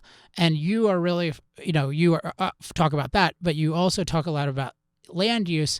And so I want to hear you talk about land use, because maybe I need to incorporate those arguments more. Sure. Well, it's a point. I have a whole chapter in the book. It's the longest chapter in the book. It's 30 pages. This Land Is My Land is the title. Looking at these land use conflicts. In fact, I'm supposed to have a piece in the New York Post tomorrow. I had a piece in the New York Post a couple of weeks ago talking about this very issue. Why am I pro-nuclear? Well, one reason is that it's low carbon, that it's scalable, that it provides baseload, very reliable power, 24/7, but it also has an extraordinarily small footprint. The Indian Point nuclear plant in Buchanan, New York, just north of New York City, covers 1 square kilometer. And from 1 square kilometer, it produces 16 terawatt hours of electricity per year. To match that output from Indian Point with wind turbines would require covering more than 1,300 square kilometers with wind turbines, 1,300 times more land. And this is the great disconnect, I think. But, you have environmental groups, Sierra Club, Natural Resource Defense Council, 350.org, your acquaintance and mine, Bill McKibben. Oh, well, we'll just run the world on wind turbines. The hell you will. Bill McKibben lives in Vermont, teaches at Middlebury College. You cannot build wind energy capacity in Vermont. In fact, just earlier this week, the last pending wind project in Vermont, a project called Derriere involving one wind turbine, was voted down or was disallowed by the State Public Utilities Commission. Vermonters hate wind energy. But in the last election, both the Democratic and the Republican gubernatorial candidates said, yeah, we're opposed to it. In Bernie Sanders, the architect of the Green New Deal, you cannot build wind in Vermont because of land use conflicts.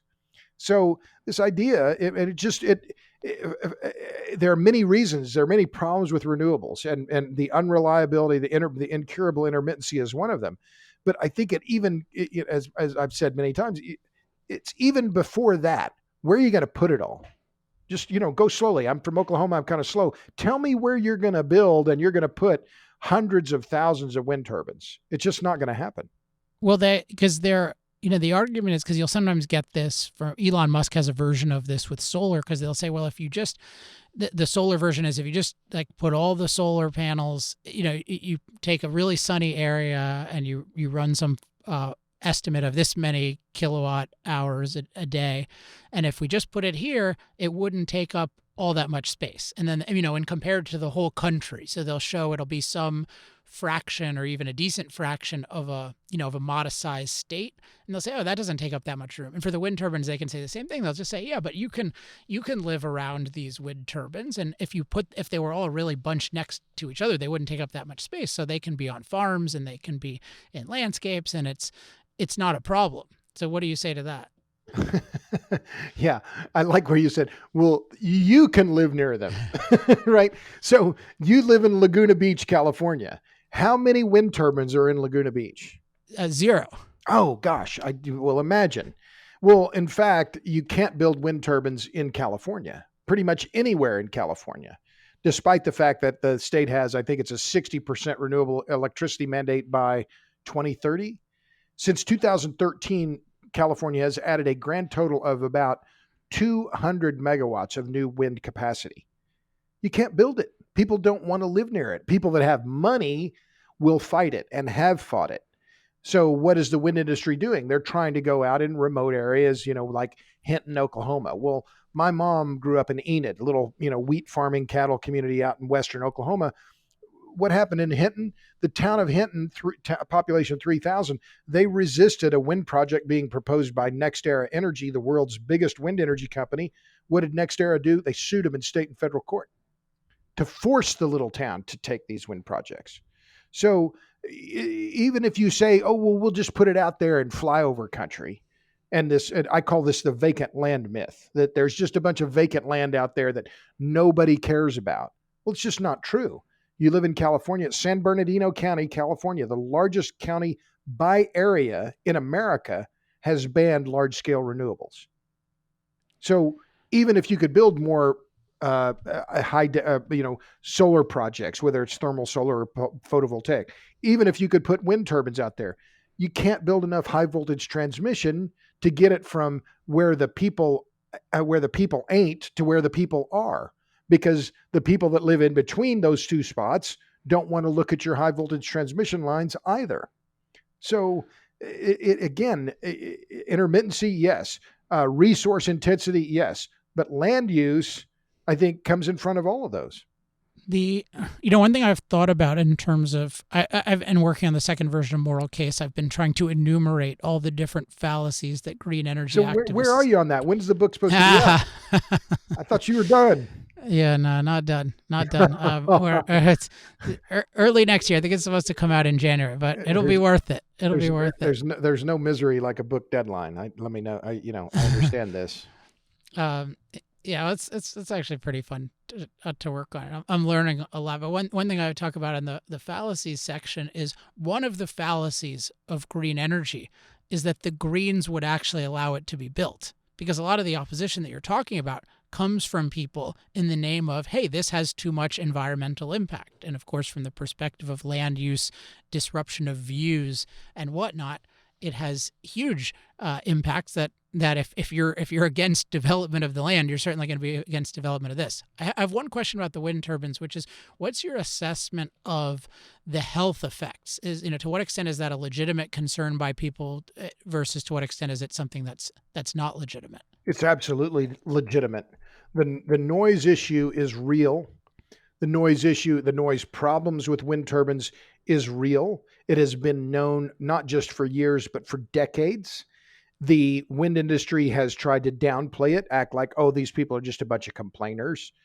This is one of the things that it really does.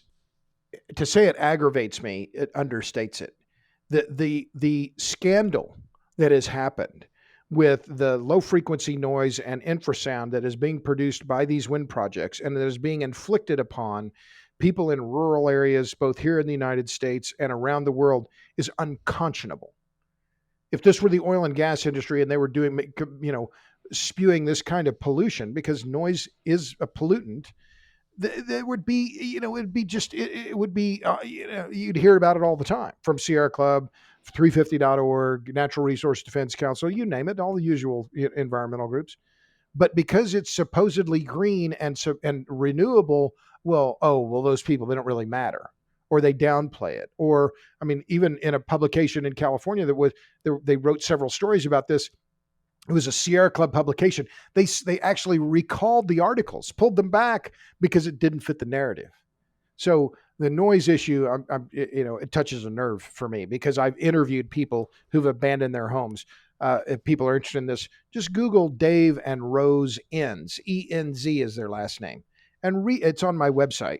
I interviewed these people, how many years ago? 5-6 years ago. These people have abandoned their home in Denmark, Wisconsin, because of the noise that was inflicted upon them by wind turbines that were built near them. If this were the oil and gas industry, there'd be hell to pay. But because it's the wind industry and they think it's renewable, these people are just complainers, or the noise isn't a problem. It's a scandal. Yeah, I'm glad you are emphasizing that point, and I want to look into it more and emphasize it more. It's part of if we're talking about empowering the world and electricity as fundamental to the wealth of nations, and I would put it as human flourishing, there's just so much dishonesty with the green movement about what will actually work to do that. And you can see it, both dishonesty about what can even produce low-cost electricity at scale, and also just dishonesty about the side effects, not acknowledging the noise issue with wind, or not acknowledging the intrusiveness that these things have, that people don't want to live around them for other reasons. And so the last topic I want to talk about is, what do you think we can do in general to champion more electricity production and use around the world? You mentioned some obstacles to it, because it's not like we are the lords of the world, nor should we be. But what can people do to champion better electricity policies? That's a good question, and I've thought about this some, but I hesitate to give some kind of a glib answer, because one of the problems with the electricity business and the electricity sector is that it's complicated, to say, oh, well, I want better electric service, or, well, okay, so you have your local utility. I live in Austin. It's a city-owned utility. Well, the city utility answers to the city council, and then there's part of the grid operator here in Texas. And it's such an incredibly complex web that makes up this network, right? The electric grid that we see but never think about, and this invisible force that we just take for granted. So how do we advocate for better policy? I need to think about that, Alex, and it kind of caught me flat-footed, and it's kind of the first time, and I think maybe it is the first thing. And I wrote an essay just recently about Freeman Dyson, who died. That was a great essay, by the way. I really love the essay, and that you linked to the essay of his that I wasn't familiar with, which is crazy because it so overlaps with my own thinking. And it was tremendous. I quoted it 10 years ago in my book, Power Hungry. And when he died, I thought, well, I need to bring that essay back. But what I think better policy, not just about electricity, but about energy, I think, is that first you have to, and I think this sings from your hymnal, is that we have to understand that this form of energy, particularly electricity, this really is a human right, that people they deserve this. And to follow on what Freeman Dyson said, if the trade-off is accepting a little more CO2 in the atmosphere for having more people reach their human potential, for more human flourishing, again, to your phrase, your terminology, I call it nourishes humans. So same thing. That's the highest good, and that's the metric we should use. And so we need to move past this idea that CO2 is the only villain. No, and again, paraphrasing Dyson, no, evil. The evils are poverty and lack of human achievement. Those are the real evils, and far greater than slight increases in CO2 emissions. Well, I'd say in terms of championing, I think some of the essentials are things that are involved in your book, and is one reason why people should get it. Because if you think about, if people really grasp the fundamentality of electricity to human life and human flourishing, and then they grasp the reality of the options of what can give that to billions of people around the world, that will have enormous power in shaping the choices they make. And that includes avoiding these very disastrous choices, like trying to do a Green New Deal with 100% renewable, which is impossible in terms of anything resembling what we would consider modern electricity. So any final thoughts you want to share before we wrap up? Sure, just a couple. So the things that I talk about in the end, I think in terms of the future development and future electrification, we have to double global electricity production over the next 20 to 30 years. To that's all the projections, all the trend lines point toward that. Well, what are going to be the fuels? Well, I think it's natural gas and nuclear are going to be key. I see some growth in solar and batteries. I think solar is going to grow more than wind because of the things we've talked about in terms of land use. But I think the only other things I'd say was, I'd encourage you have a large following. I appreciate your interest in the book. I also recorded the audiobook for this, which I didn't do in any of my other books. So I was pleased. So folks can buy it get it on the audiobook. You can get it on your Kindle. I make a better royalty. And remember, you don't have to read it. You just have to buy it. I forgot that was your expression. I'll definitely recommend doing both. So I have even purchased both, even though both the audiobook and the digital book, even though I got a free copy of the physical book. Right. So Good. I would encourage listeners to do the same, budget permitting. And yeah, I've learned a lot from you, Robert, and you were one of the early people who inspired me on these energy issues to really love the value of energy and also to love the technology behind it, which I think you're very good at explaining. So I always appreciate your work, and I thank you for coming on the show. Happy to do it, Alex. Thanks a million. All right. Talk to you soon. Okay. Thanks again to Robert Bryce for joining us. Make sure to get his book, A Question of Power, Electricity and the Wealth of Nations, at Amazon or wherever else you like to get books. I don't quite understand why anyone gets books at anywhere other than Amazon, although I guess they have. Jeff Bezos has made this $10 billion climate pledge, which maybe is a subject for another day. But my summary of it today is to pledge $10 billion to activists whose sole success is going to be making energy much more expensive is taking $10 billion to probably destroy $10 trillion, because that's what it means to make energy more expensive, is you destroy humanity's productive ability at the most fundamental level imaginable. So I don't know, maybe don't go to Amazon. I don't have a good solution, but Amazon I think of as an amazing company, and Jeff Bezos is somebody that I admire deeply in most ways. So if anyone knows him, I would really like to have a conversation with him. And I think he knows there's something off with what he's doing. After all, his parents, or at least his dad, was in the oil and gas industry for decades, and he himself has quite a good understanding of the benefits of the oil and gas industry and has spoken about them. He doesn't do it too much anymore, or ever anymore, as far as I know. But he's a really smart guy, and he should know better. In particular, jumping onto renewable and not talking about nuclear, that is really a contradiction to what I think of as some really exceptional qualities of character that made Amazon possible.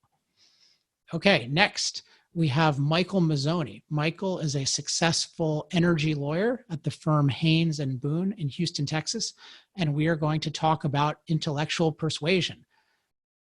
Get ready, and I will explain at the beginning of the interview why this is so important, even if energy law is the farthest thing from your mind. Okay, enjoy. Hey, everyone. This is going to be an unusual, but hopefully very useful segment of Power Hour. The topic is winning energy legal cases with intellectual persuasion. That's winning energy legal cases with intellectual persuasion. So let me give you a little background on why I'm talking about this, and then who my special guest is, and why I think this is a really important topic for everyone, and then particularly people in the industry, and then even within that, particularly within the industry, people involved in any kind of legal case. So on this podcast and on my other podcast, the Human Flourishing Project, I often share principles of what I call intellectual persuasion. And the idea of intellectual persuasion is that you're trying to persuade somebody intellectually, which means you're not trying to manipulate them. You're just trying to give them a super clear, honest explanation of the truth. And the premise is that if you can really connect with their intellect, with their mind, you can make a lot of progress. Now, this is not something that is widely viewed as a good idea. Many persuasion efforts believe that explaining the truth doesn't help at all, and that you just have to manipulate people emotionally. I believe emotional connection is crucial, but I think it's totally compatible with intellectual persuasion, and the long term is incredibly helped by intellectual persuasion. But usually the premise is, yeah, you can't actually persuade people intellectually. You can't really connect with their minds. You just have to connect with their feelings apart from their minds, and that involves some sort of manipulation. And my view about this is that people who say that, usually they're not very good at explaining things, or often they're not even clear what they think themselves. So they want to, so sometimes I see people, they're defending an oil company for something, and then I'll hear their own views and they don't even agree with the company that they're defending. I'll say, well, how could you persuade somebody else if you don't even agree with this yourself? And their view is, well, I don't need to agree with it. I just need to manipulate people. Whereas my view is, no, if I really believe something and I have good, honest reasons for believing it, there must be some way to get that across, at least to a lot of other people, or at least move them substantially in my direction. So on my podcasts, particularly the Human Flourishing Project, and if you look at the first 10 episodes or so, there are several on different aspects of, or different elements of intellectual persuasion. I've talked about these principles, and I've talked about how they've worked for me, and I've talked about how I've used them in my consulting work, primarily helping different kinds of energy companies message different crucial issues to stakeholders, whether it be investor relations, legal cases, government affairs. And recently I was talking to a longtime friend and ally of mine, Michael Mazzoni, and he's a very successful energy lawyer in Houston at the firm Haynes and Boone. And I've known Michael for years, but really in the last year and a half, listening to the Human Flourishing Project, he on his own started applying some of the principles of intellectual persuasion and started having a lot of success. And we started talking about it. And then more recently, he became a client of ours and we started working on some projects together. And he told me recently, we were just connecting, and he told me that he had actually created a presentation for other lawyers about how some of the principles of intellectual persuasion helped him win some major legal cases. So I thought that this would be cool as an illustration in general of intellectual persuasion and some examples of some of the principles. And then for those of you who are in energy or certainly in law, this may help even more, but I'm going to try to make it of universal interest and explain how the principles we discuss can be applied in so many different cases. So Michael Mazzoni, welcome to Power Hour. Well, thanks, Alex. Happy to be on. Yeah, good to have you. I know you've listened to a lot of these, so it's always great when listeners come on the show. Yeah, almost all of them. Almost all of them. Wow. That's I really appreciate when people think that highly of the content to consume that much of it. So what I want to do is I want to pull up on my screen the presentation that you shared with me, and then we'll walk through some of the slides and I'll give a couple of comments, and then you can share how you've applied this in particular circumstances. And I think that's going to be the value. A lot of the value for people is they'll get to see, oh yeah, this is actually something that is working in a real life way. So overall, you have this presentation and it says arguing your case, and you have these elements. Framework is key. Argue to 100, not to 0. Context bridging, and then give your logic, not your opinion. And people familiar with my work on intellectual persuasion will at least recognize the first 3 of these. And then the 4th, we'll see you have a different name for something that I call the opinion story. So let's start off with framework is key. And I'll just give how I think of this, and then you can share how you think of it and how you've applied it to a particular case. So for me, framework, it's a term I love because framework in the physical realm is a starting structure. And the idea, say, if you have a framework of a building, is that the starting structure of the building determines everything else about the building. So when you're building a building, you really want to make sure to get the framework right. And I think the same is true with any thought process or any conversation or any explanation. There are certain starting points in the discussion that you want to be clear on. And then that's going to determine how everything proceeds. So I often divide frameworks into 3 categories. So you can think of your methods, your assumptions, and your values. So a method might be something like, hey, I believe in looking at the full picture of something, not just the negative picture or the positive picture. So if I'm evaluating different forms of energy, I want to look at the positives and negatives of fossil fuels, the positives and negatives of solar and wind, et cetera, not just the positives of solar and the negatives of coal. And I find that when I frame an explanation with a certain method and I can get the person to be on the same page, then the explanation goes much better. And the same thing is true for, if we have an assumption that I can clarify that we agree on, that helps. And then if we have a value, that's really crucial, because ultimately in any conversation or explanation, there has to be a common goal that we're after. And often when I'm talking about energy, from the perspective of the planet, I often talk about, okay, well, is your goal the most natural planet possible? Is that the goal, the planet that's least impacted by humans? Or is your goal the most human-friendly planet possible? Is it the place that's the best to live for humans? Because that's not the same as the most natural planet. The best planet for humans requires a lot of development, a lot of transformation, a lot of impact. In some cases, you want to keep it quote unquote natural, but in general, and in many other cases, you want to dramatically transform. So I've found that when I can get on the same page with people about those things, whether it's the methods, the assumptions, or the values, which includes the ultimate goal, it's very helpful. And so I know you've had quite a bit of success framing. So what's an example of how you've used framing to help, to help win a case and really to help, a jury understand the issues better?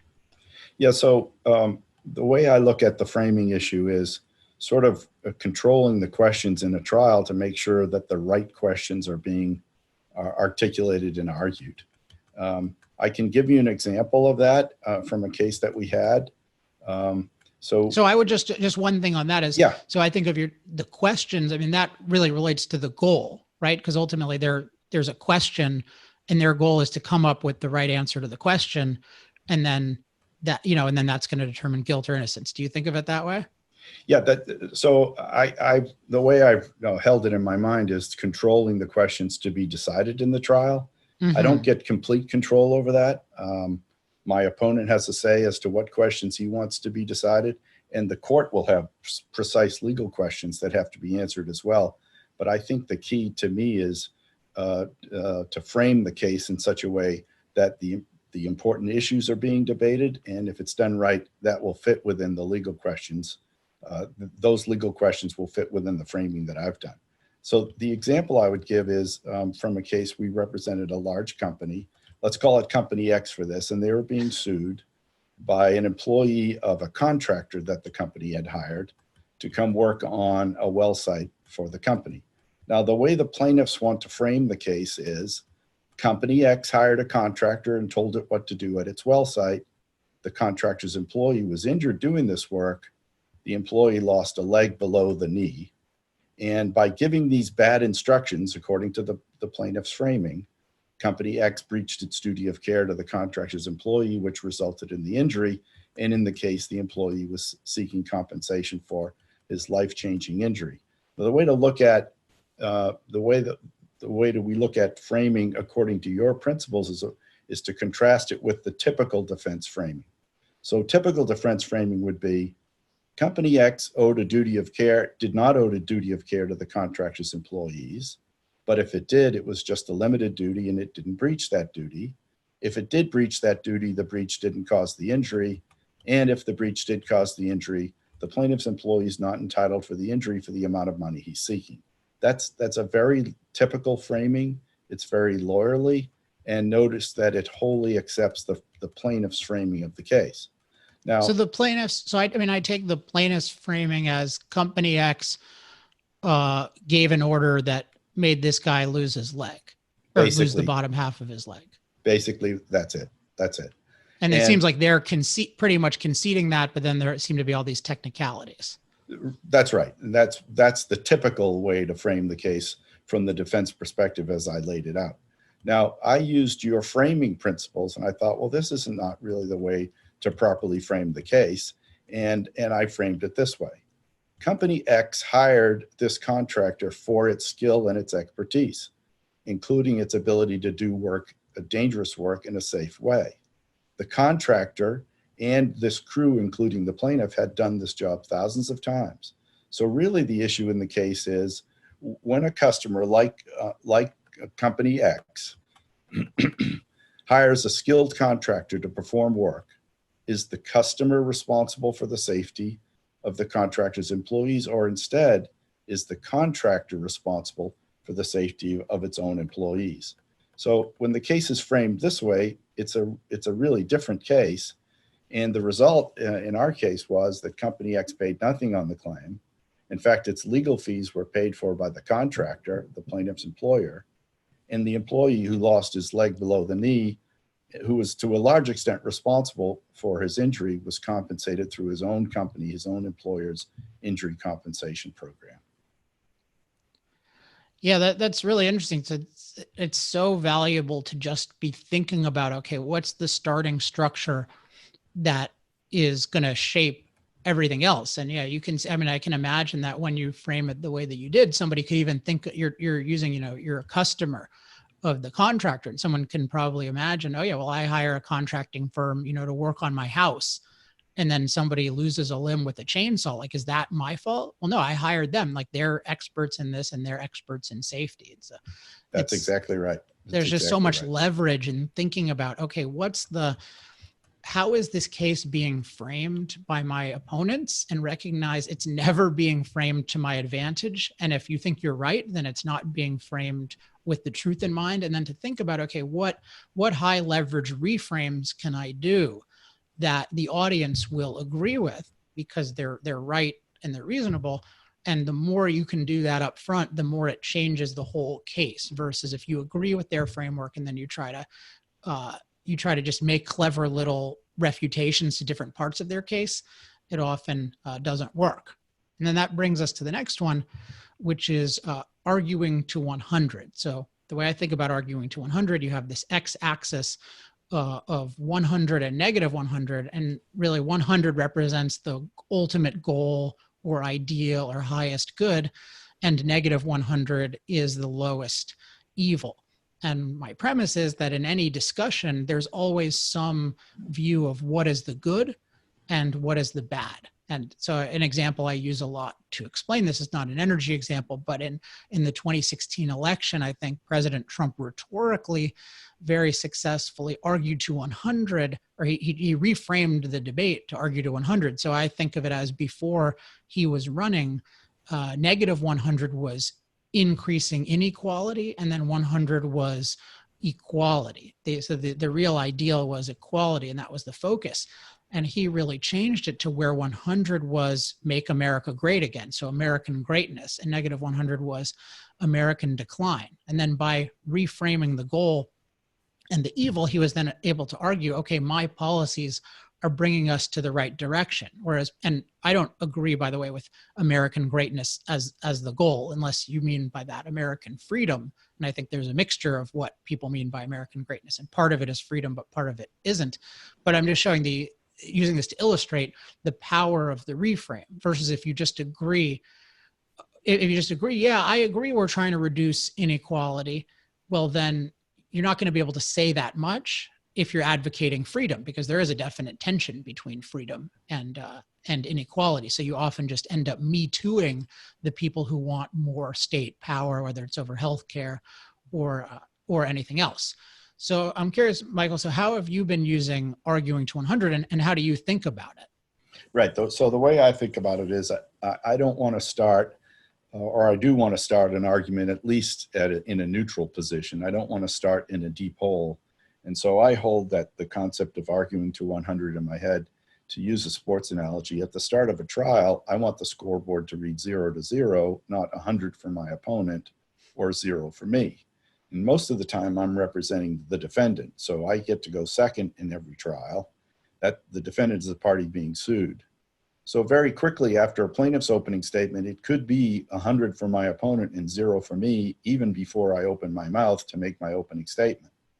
Now, if I start trying to explain away the plaintiff's case, when I'm done, and assuming I'm 100% successful, I'm just back to neutral, as you've explained when you articulated the arguing to 100 idea.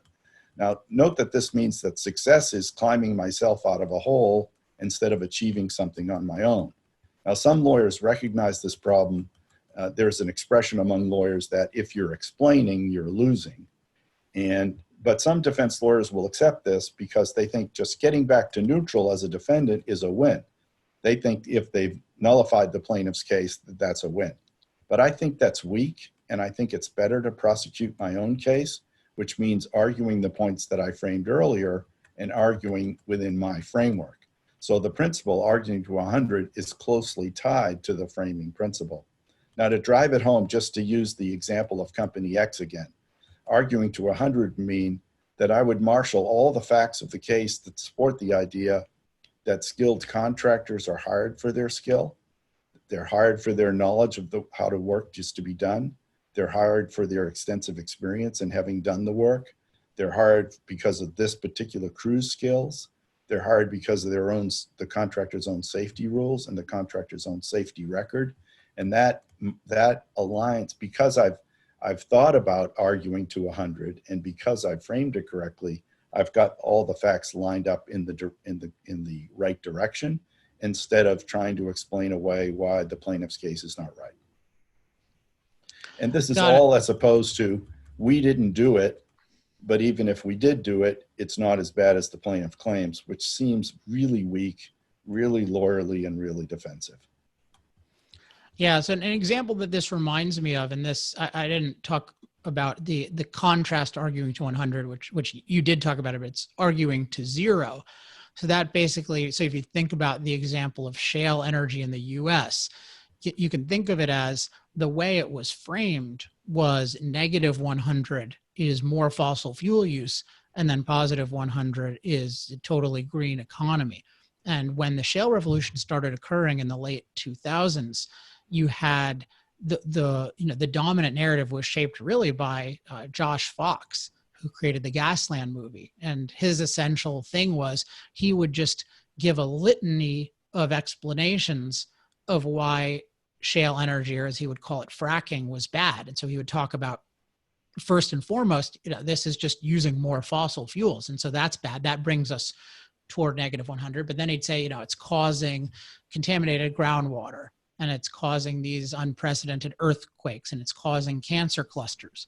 A lot of what you saw from the industry, so he's arguing them to negative 100. A lot of what you saw from the industry is they're trying to refute each one of these, but there was mostly just trying to refute. So they're saying, oh, well, I'm not going to, here's where you're wrong about groundwater, and here's where you're wrong about earthquakes, and here's where you're wrong about cancer clusters. But the best case scenario there, if you're just playing that kind of defense, is getting to 0. But if the other side is setting the direction, you never even get to 0. And I think this happens a lot in legal cases where there's so many things thrown at you. But if it's really framed in the opponent's way, then you can just sort of reduce people's confidence in it. But they're still not left with anything clear. Whereas what you're talking about is you're giving a clear, a really clear framing of it, where you're saying, no, this is, here's the situation. This customer hired the contractor, including they hired their safety expertise with the contractor's people. And so this is how it played out. And all the facts support the idea that our client responsibly hired this contractor, who then made a mistake or with its employees, or in any case did something that is not at all within the responsibility of the customer. Right. So the next one is context bridging. This is a really fundamental aspect of intellectual persuasion, because it gets to the core of what you're doing in explaining something. And I like this little graphic you have here. I don't know where you got it, but it's pretty cool. So it's, for those who are just listening, you can see there's a building. There are 2 buildings, and people are standing on the top of the buildings, and it's the beginning of a bridge, and they're like puzzle pieces. That the bridge isn't fully built. So there are 2 separate people. They're being separated by air, but they have these puzzle pieces that can then build the full bridge. And so the idea of context bridging is that when you're explaining something, what you're doing is you're starting with, you have 2 contexts in mind. And a context is the sum of what somebody knows and thinks they know. So you can think of, okay, I have context. There's context A, which is where they're beginning, and then context B, which is where I want them to end. And I think of it as, to get them from A to B, there are 3 essential things you need to do. Sometimes you need to add context, so you need to just give them facts or explanations that they didn't know. And then sometimes you have to subtract. So there's something they believe that's not true. You have to get rid of that. And often you have to do what I call modify. So you need to take something that they believe, which is maybe half true, and you have to help them modify it to see it in a different way. So for example, with the climate issue, I'm often doing modification because it'll be, yes, I do believe that rising CO2 levels have some impact on climate, but I don't believe that they have a catastrophic impact on climate. And that's the kind of thing where it's being positioned before as, oh, you're either a climate denier or you're a believer, which means you're a climate catastrophist. And I'm trying to modify it and say, no, I can believe that we have an impact on climate without believing that it's catastrophic, and with believing that the impact on climate is worth it, given all the benefits that come with it. And so that's an example of modification. But the broader thing I'm always having in mind is, what is the starting context of my audience? And then where do I want them to be? What's the ending context, the context B? And then what are the steps? What are the essential steps that are necessary? And I want to make sure to use my time very efficiently so that I'm really giving them the crucial context versus being off topic, or versus ignoring crucial points of context without which they can't really get them. I can't really get them where I want them. So how are you thinking about and using context bridging? Yeah, so before we get to that, I'd like to emphasize the importance of these principles we've talked about. I was representing an energy company in one of the cases featured in one of the Joss Fox films. I think it was Gasland 2. And unfortunately, I hadn't heard your lectures on these points prior to the time I tried that case. We took an adverse verdict in the trial court, but we got it reversed on appeal. But I think I would have done a much better job had I heard these talks before I tried that case, because we didn't frame it correctly, and we were arguing from negative 100 to 0 most of the trial. As I said, we took an adverse verdict, but we got it turned around on appeal. But it would have been easier, I think, for our client had I understood these principles better when we first tried that case, which was in, I want to say, 2011. But on context bridging, as applied to a trial, I think it really means, the simplest explanation is identifying gaps in the juror's knowledge and figuring out how to cross or close those gaps during the trial. So the questions I ask are, what knowledge does a prospective juror think he has that isn't quite right, or 2, will interfere with the way he views my case? And what does each juror need to know that he doesn't already know? And 2, that if he knew would help them view my case correctly. In other words, I've summarized it as, what knowledge is in jurors' heads that I need to fix because it's wrong, or clarify because it's unclear, or add to because it's just not there. And recognizing the principles of context bridging means that my jury selection process is going to be entirely different. So I'm going to try to answer these questions as the top goal in jury selection about the jurors, as opposed to using the jury selection to what lawyers typically do, which is to start arguing their case early, or just trying to somehow identify who the bad jurors are in the abstract, really without the focus on what knowledge do I need to know, what knowledge do these jurors need to have, what knowledge just needs to be fixed, and what knowledge does need to be clarified. So it's really, really important to recognize context bridging, because then I can make my jury selection process much more useful and productive in the case. So the case against Company X provides a really good example of context bridging. So Company X was a giant, well-known oil company.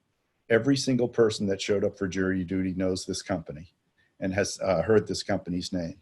And what most prospective jurors will assume about the company is that since they are such a large oil company, they will know more about how to service a damaged well than the virtually unknown service company who was the employer of this employee who lost his leg below the knee.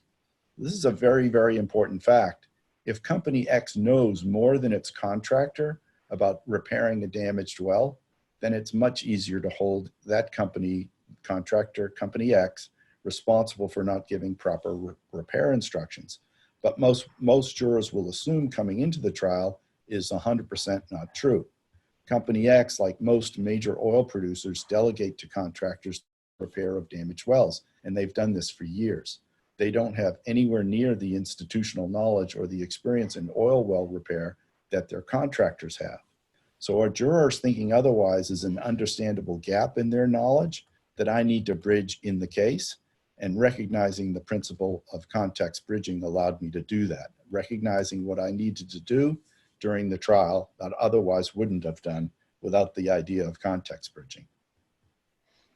Yeah, I mean, this reminds me, I'll speak of this in the very abstract, but in some of the work we've done together, I apologize, we're having a temporary emergency. So we're just going to wait a second. We have a very, very sensitive smoke alarm in our house. And it's very funny because it's I guess it's trying to be helpful, but if there's any smoke whatsoever, it just starts yelling fire, fire, fire, which is really inaccurate and distressing the first time you hear it. Okay, so let's jump back.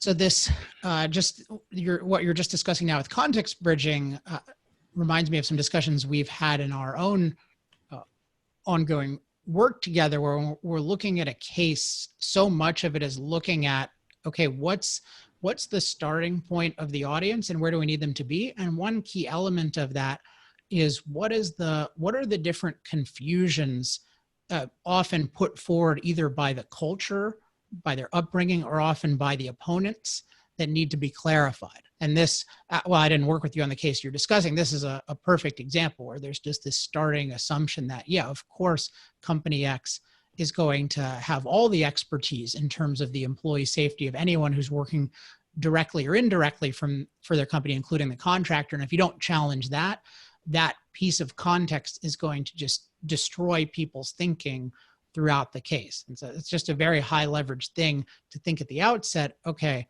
where are they? Where do I want them to be? What are the key things that need to be added, subtracted, or modified? Now, the last slide that we're going to discuss is you have give your logic, not your opinion. And I like this. I'm curious why you chose this graphic of Zach Galifianakis. I don't know if this is from one of the Hangover movies or something, but the point I know you're referring to, the way I put it, is the opinion story. And the idea of an opinion story is that instead of declaring your opinion about something, you tell the story of how you came to your opinion. And by opinion, I don't just mean some subjective view. I mean a conclusion that you really believe in. So when I'm talking about, say, my belief that the world should use more fossil fuels, not less, if I just say, hey, I'm talking to an Uber driver, hey, the world needs to use a lot more fossil fuels, here are the 3 reasons why, that can often, like many declarations or statements, breed resistance. But if I tell the story, and I'm sure you've heard me tell the story in different forms, but I tell the story, hey, I was really interested in, I didn't know anything about energy. I learned that this is the industry that powers every other industry. I was really interested in what are the best forms of energy for the future. So I wanted to look at the pros and cons of each. And I was surprised when I concluded that fossil fuels have far more pros than cons. And there are certain things they can do that no other form of energy can. And I actually became very pro fossil fuels. If I tell some version of that story, it goes over much better. And one reason is because it really respects the independence of the listener. I'm not declaring to them what they should believe. I'm not even claiming that I'm right. In a sense, I'm recognizing they don't know they don't know if I'm right or not, but I can tell them the story of the thought process and discovery process I went through. And then if that sounds appealing to them, they can think, oh yeah, I might go through that process myself. So I'm curious, how are you thinking of opinion stories, or as you put it, give your logic, not your opinion, in the context of your legal work? Right. So in lawyer language, we say you have to show the jury as opposed to telling the jury. Mm-hmm. And so one teacher of lawyers put it this way: you're a lawyer, you're supposed to argue your case, but you don't argue your case. It's kind of a paradox of persuasion, is the way he put it. One of the most important rules of advocacy: the more you argue, the harder you push, the more the judge and the jury resist what you have to say. That's his quote. The reason is, and I think you identified this in your discussions about opinion stories, is no one likes to be told what to think, especially Americans. People like their own ideas. And I've seen this over and over again watching mock juries that are created for research purposes. They create their own examples, they create their own analogies in deliberations, and they rarely repeat the arguments that these highly skilled advocates have given to them. They prefer their own ideas. So a recent example I'll give you is from a different case. We'll get off of the Company X case. I spent the entire month of February 2020 in a jury trial in New Mexico. We were against some of the lawyers who were involved in the case that was made into the movie Erin Brockovich. They were representing 7 plaintiffs who were claiming serious personal injuries from living near an oil production facility. And from the beginning of the case, we suggested to the jury how to think about the issues, but not what to think about them. The opposing lawyers did the opposite. They told the jury what to think, and they claimed that the evidence pointed to only one conclusion in the case. We showed the jury the investigation that we had done and the conclusions we had reached, but we urged them to do their own investigation with the evidence we were presenting in the trial and to draw their own conclusions from it. And after a month of evidence and 4.5 hours of closing argument, with the other side yelling and cajoling and lecturing to the jury most of the time about how they should decide the case, the jury deliberated remarkably for 1 hour after a full month of evidence and returned a verdict for our side. And in an interview after the trial, the jury foreman reported, particularly, the jury did not like being told what to do. They were quite irritated with the opposing side's presentation. They felt their intelligence was not respected by the opposing lawyers. And of course, we had done just the opposite. We urged them to exercise their own judgment. We told them what we had concluded based on our work, but that it was up to them to draw their own conclusions from the facts we laid out and presented to them. I would say one other thing, Alex, back on context bridging. In a lot of these cases, when we're representing energy companies, what people have in their head is what they've learned from the time they were in kindergarten. It becomes a really, really difficult challenge for lawyers representing energy companies in cases, because we have to try to undo a lifetime's worth of learning and knowledge and assumptions that some of these folks show up with in their minds. So one thing I think may be implicit in what you just said, but we've talked about before, where I think part of what you've become better and better at doing is sort of giving the perspective of how you, as the attorney, discovered the truth of the case. Can you talk about that a little bit? Right.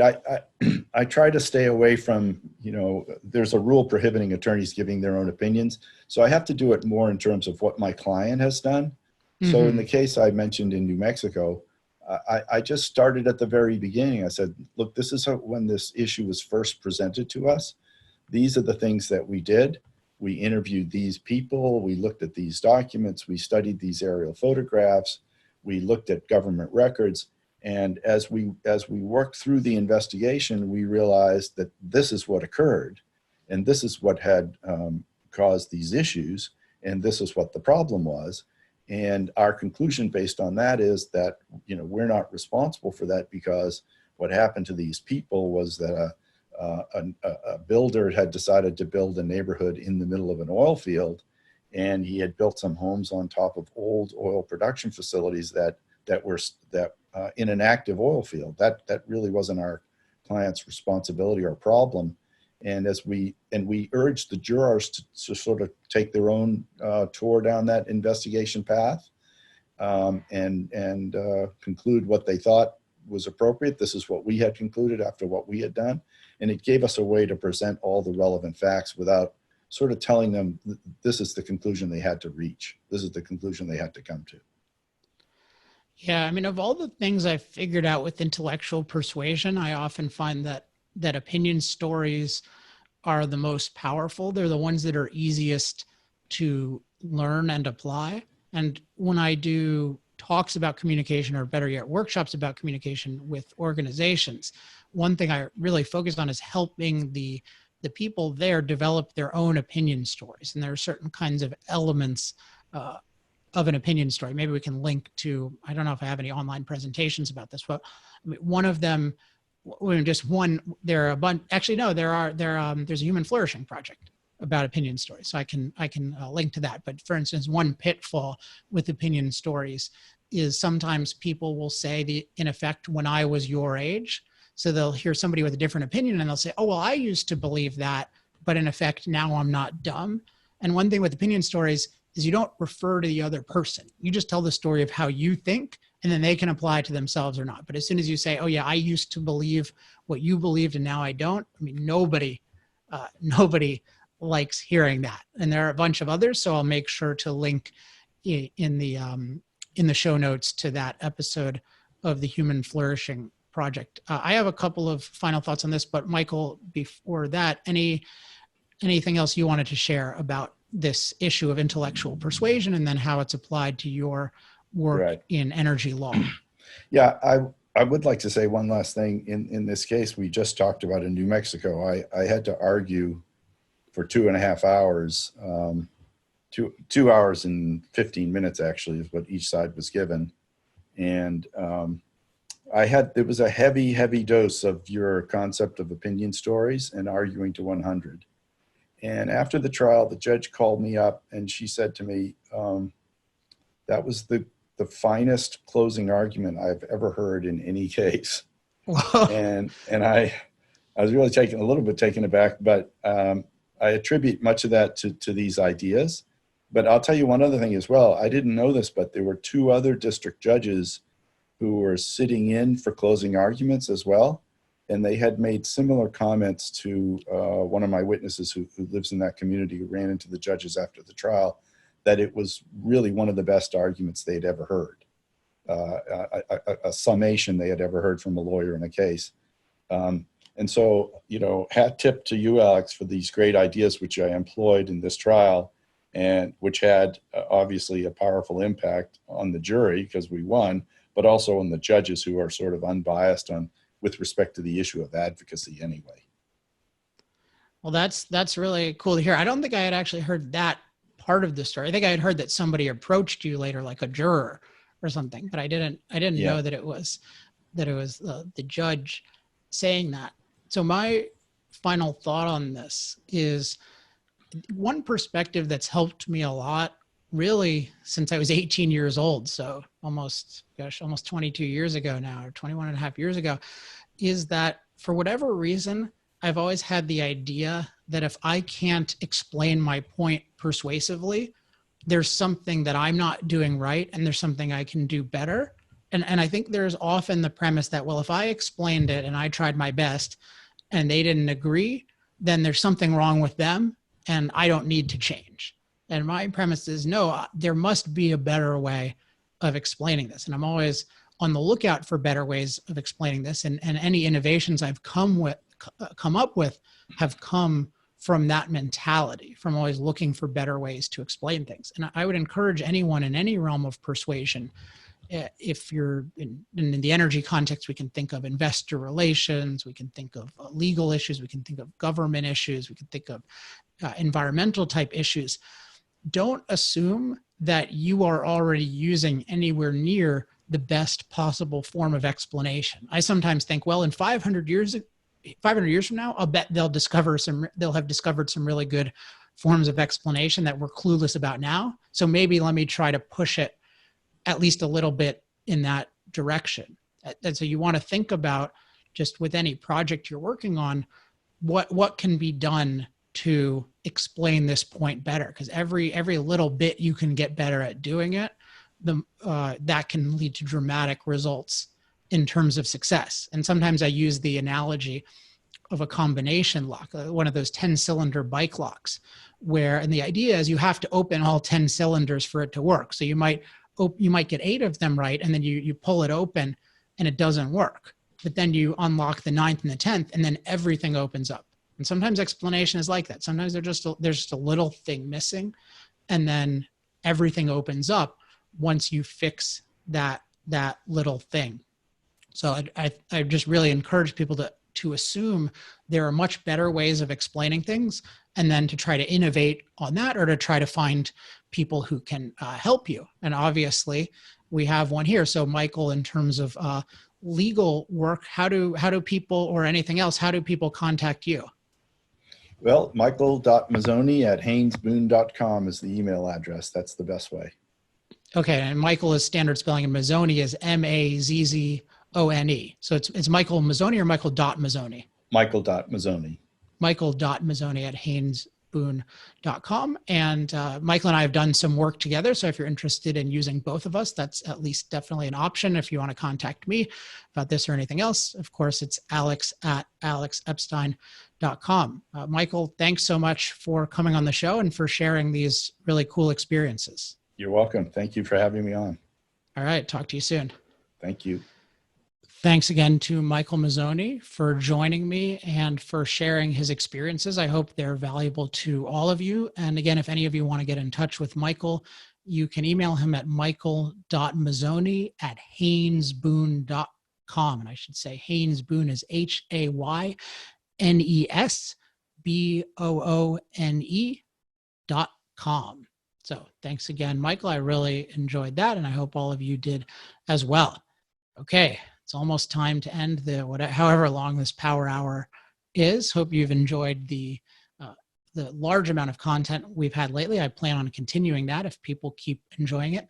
I just wanted to end on a note that's largely a thank you. Last week, I introduced the 2020 Accelerator Program. I won't go into too much what it is, but the basic idea is that people, by contributing to our research and development efforts and the promotion of our ideas, so not my salary, not overhead, but contributing to our new cutting edge projects, and in particular the talented people outside the company or even inside the company besides me who make them possible, that has historically had a tremendous accelerating effect on our ability to influence thinking on energy. And I talked about 4 big projects where it can help us out a ton, particularly in a very difficult financial year where, for one thing, the speaking revenue that we usually rely on, a lot of that is gone because of the crisis. And there are also a lot of other difficulties in the markets that make our business more difficult. So if you really believe in our mission and you want to see the right ideas about human flourishing and energy freedom spread, in particular this election year, definitely consider if it's not a sacrifice to you, if you can really do it and it makes sense for you, go to industrialprogress.com/accelerate and learn all about it and hopefully contribute. I got a real outpouring of contributions in the last week, and also a lot of really nice notes about why people contributed. So I thought to thank those people, but also to encourage some of you, if you have similar sentiments, to contribute as well. I thought I would share some of them. And I'm not going to give the names of any of these because I perhaps foolishly didn't ask people for their names, but just thought I would share some of the ones that meant the most to me.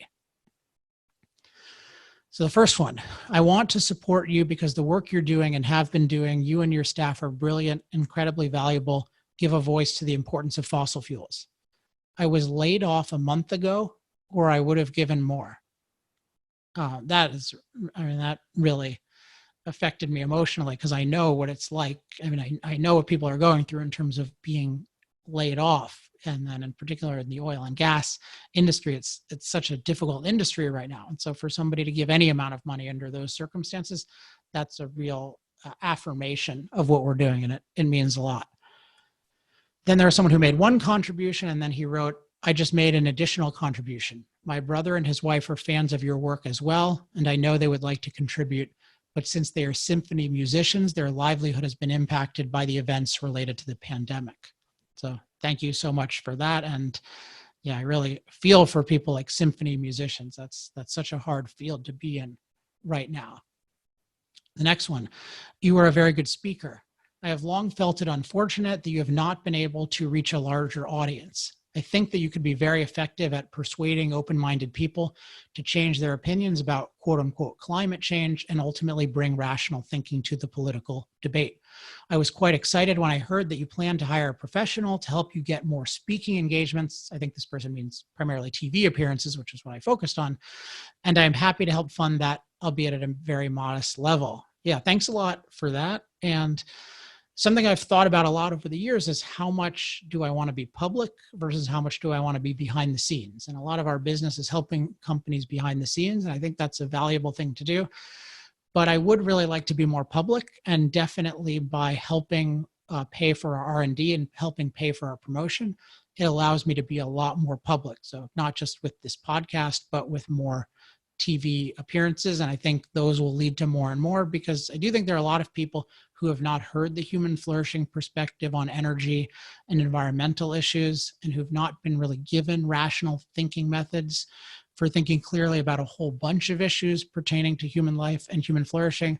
And I found that when I've been able to reach broader audiences, like on the Dave Rubin show or the Adam Carolla show, it's really had a big impact. I'm really looking forward to reaching more people. The next one, I was motivated to contribute because I don't want your good work to be interrupted by this virus outbreak.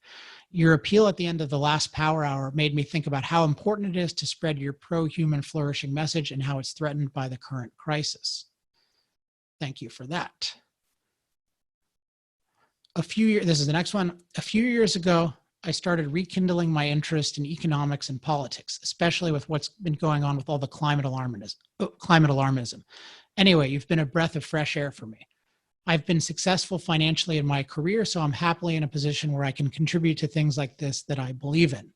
Thank you for that, and I hope that there are more of you in that position. I really appreciate that you find that some of the fruits of your success you want to use to help accelerate the spread of these ideas.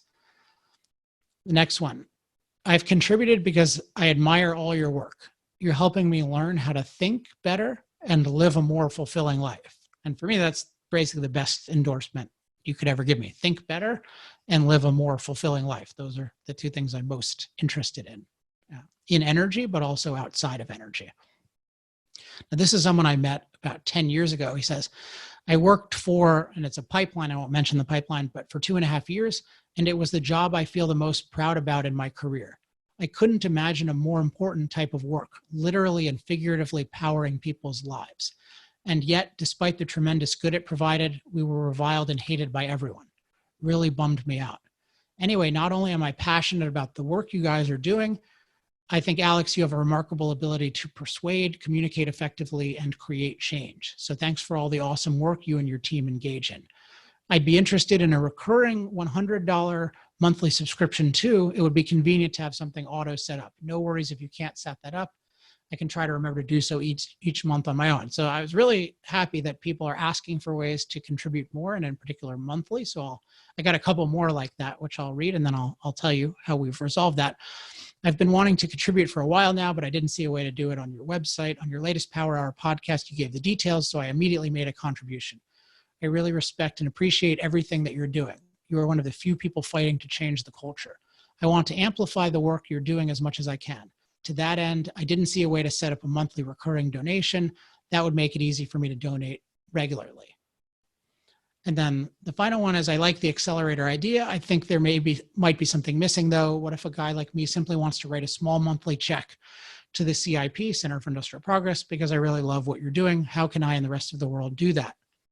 So thank you for, excuse me, thank you for asking for that option. That's really gratifying to us that you're thinking of that. So we did now put a monthly option up. If you just go to industrialprogress.com/accelerate, you can see all the different options, including all the different rewards that are available at least until April 7th, maybe longer, but at least until April 7th, where you can, and for some of you it might be, you can get a virtual speech now at a big discount. You can pre-order a future speech now at a big discount, or you can get things like a signed copy of the Moral Case for Fossil Fuels, or if you want, it can be a signed copy of the new version of Moral Case for Fossil Fuels when it comes out next year. So once again, industrialprogress.com/accelerate. And thanks for all the notes from people who contributed. That is, just as meaningful to us as the contribution itself. Okay, that is it for this week's Power Hour. It is really dark here now in Southern California. Hopefully I don't look too weird on this screen. As always, if you have any questions, comments, love mail, or hate mail, you can email me at alex@alexepstein.com to get on our mailing list. You can go to alexepsteinlist.com, and then you will get the Wednesday newsletter along with the free 30-part Energy Clarity course, which gives you one quick email every week that summarizes a key issue in energy. So make sure to get that for yourself and to share it with others. If you are interested in any kind of speaking, probably virtual speaking right now, or consulting, you can email me at alex@alexepstein.com. And once again, if you want to contribute to accelerate our progress, you can go to industrialprogress.com/accelerate. Lots is happening. Glad we can be on top of it. Thanks for everybody's support financially, morally, intellectually, and in every other respect. I will be back next week with some more great topics. Until then, I'm Alex Epstein. This has been Power Hour. Power Hour. Life, liberty, and the pursuit of energy. Power Hour. The antidote to shallow thinking about energy issues.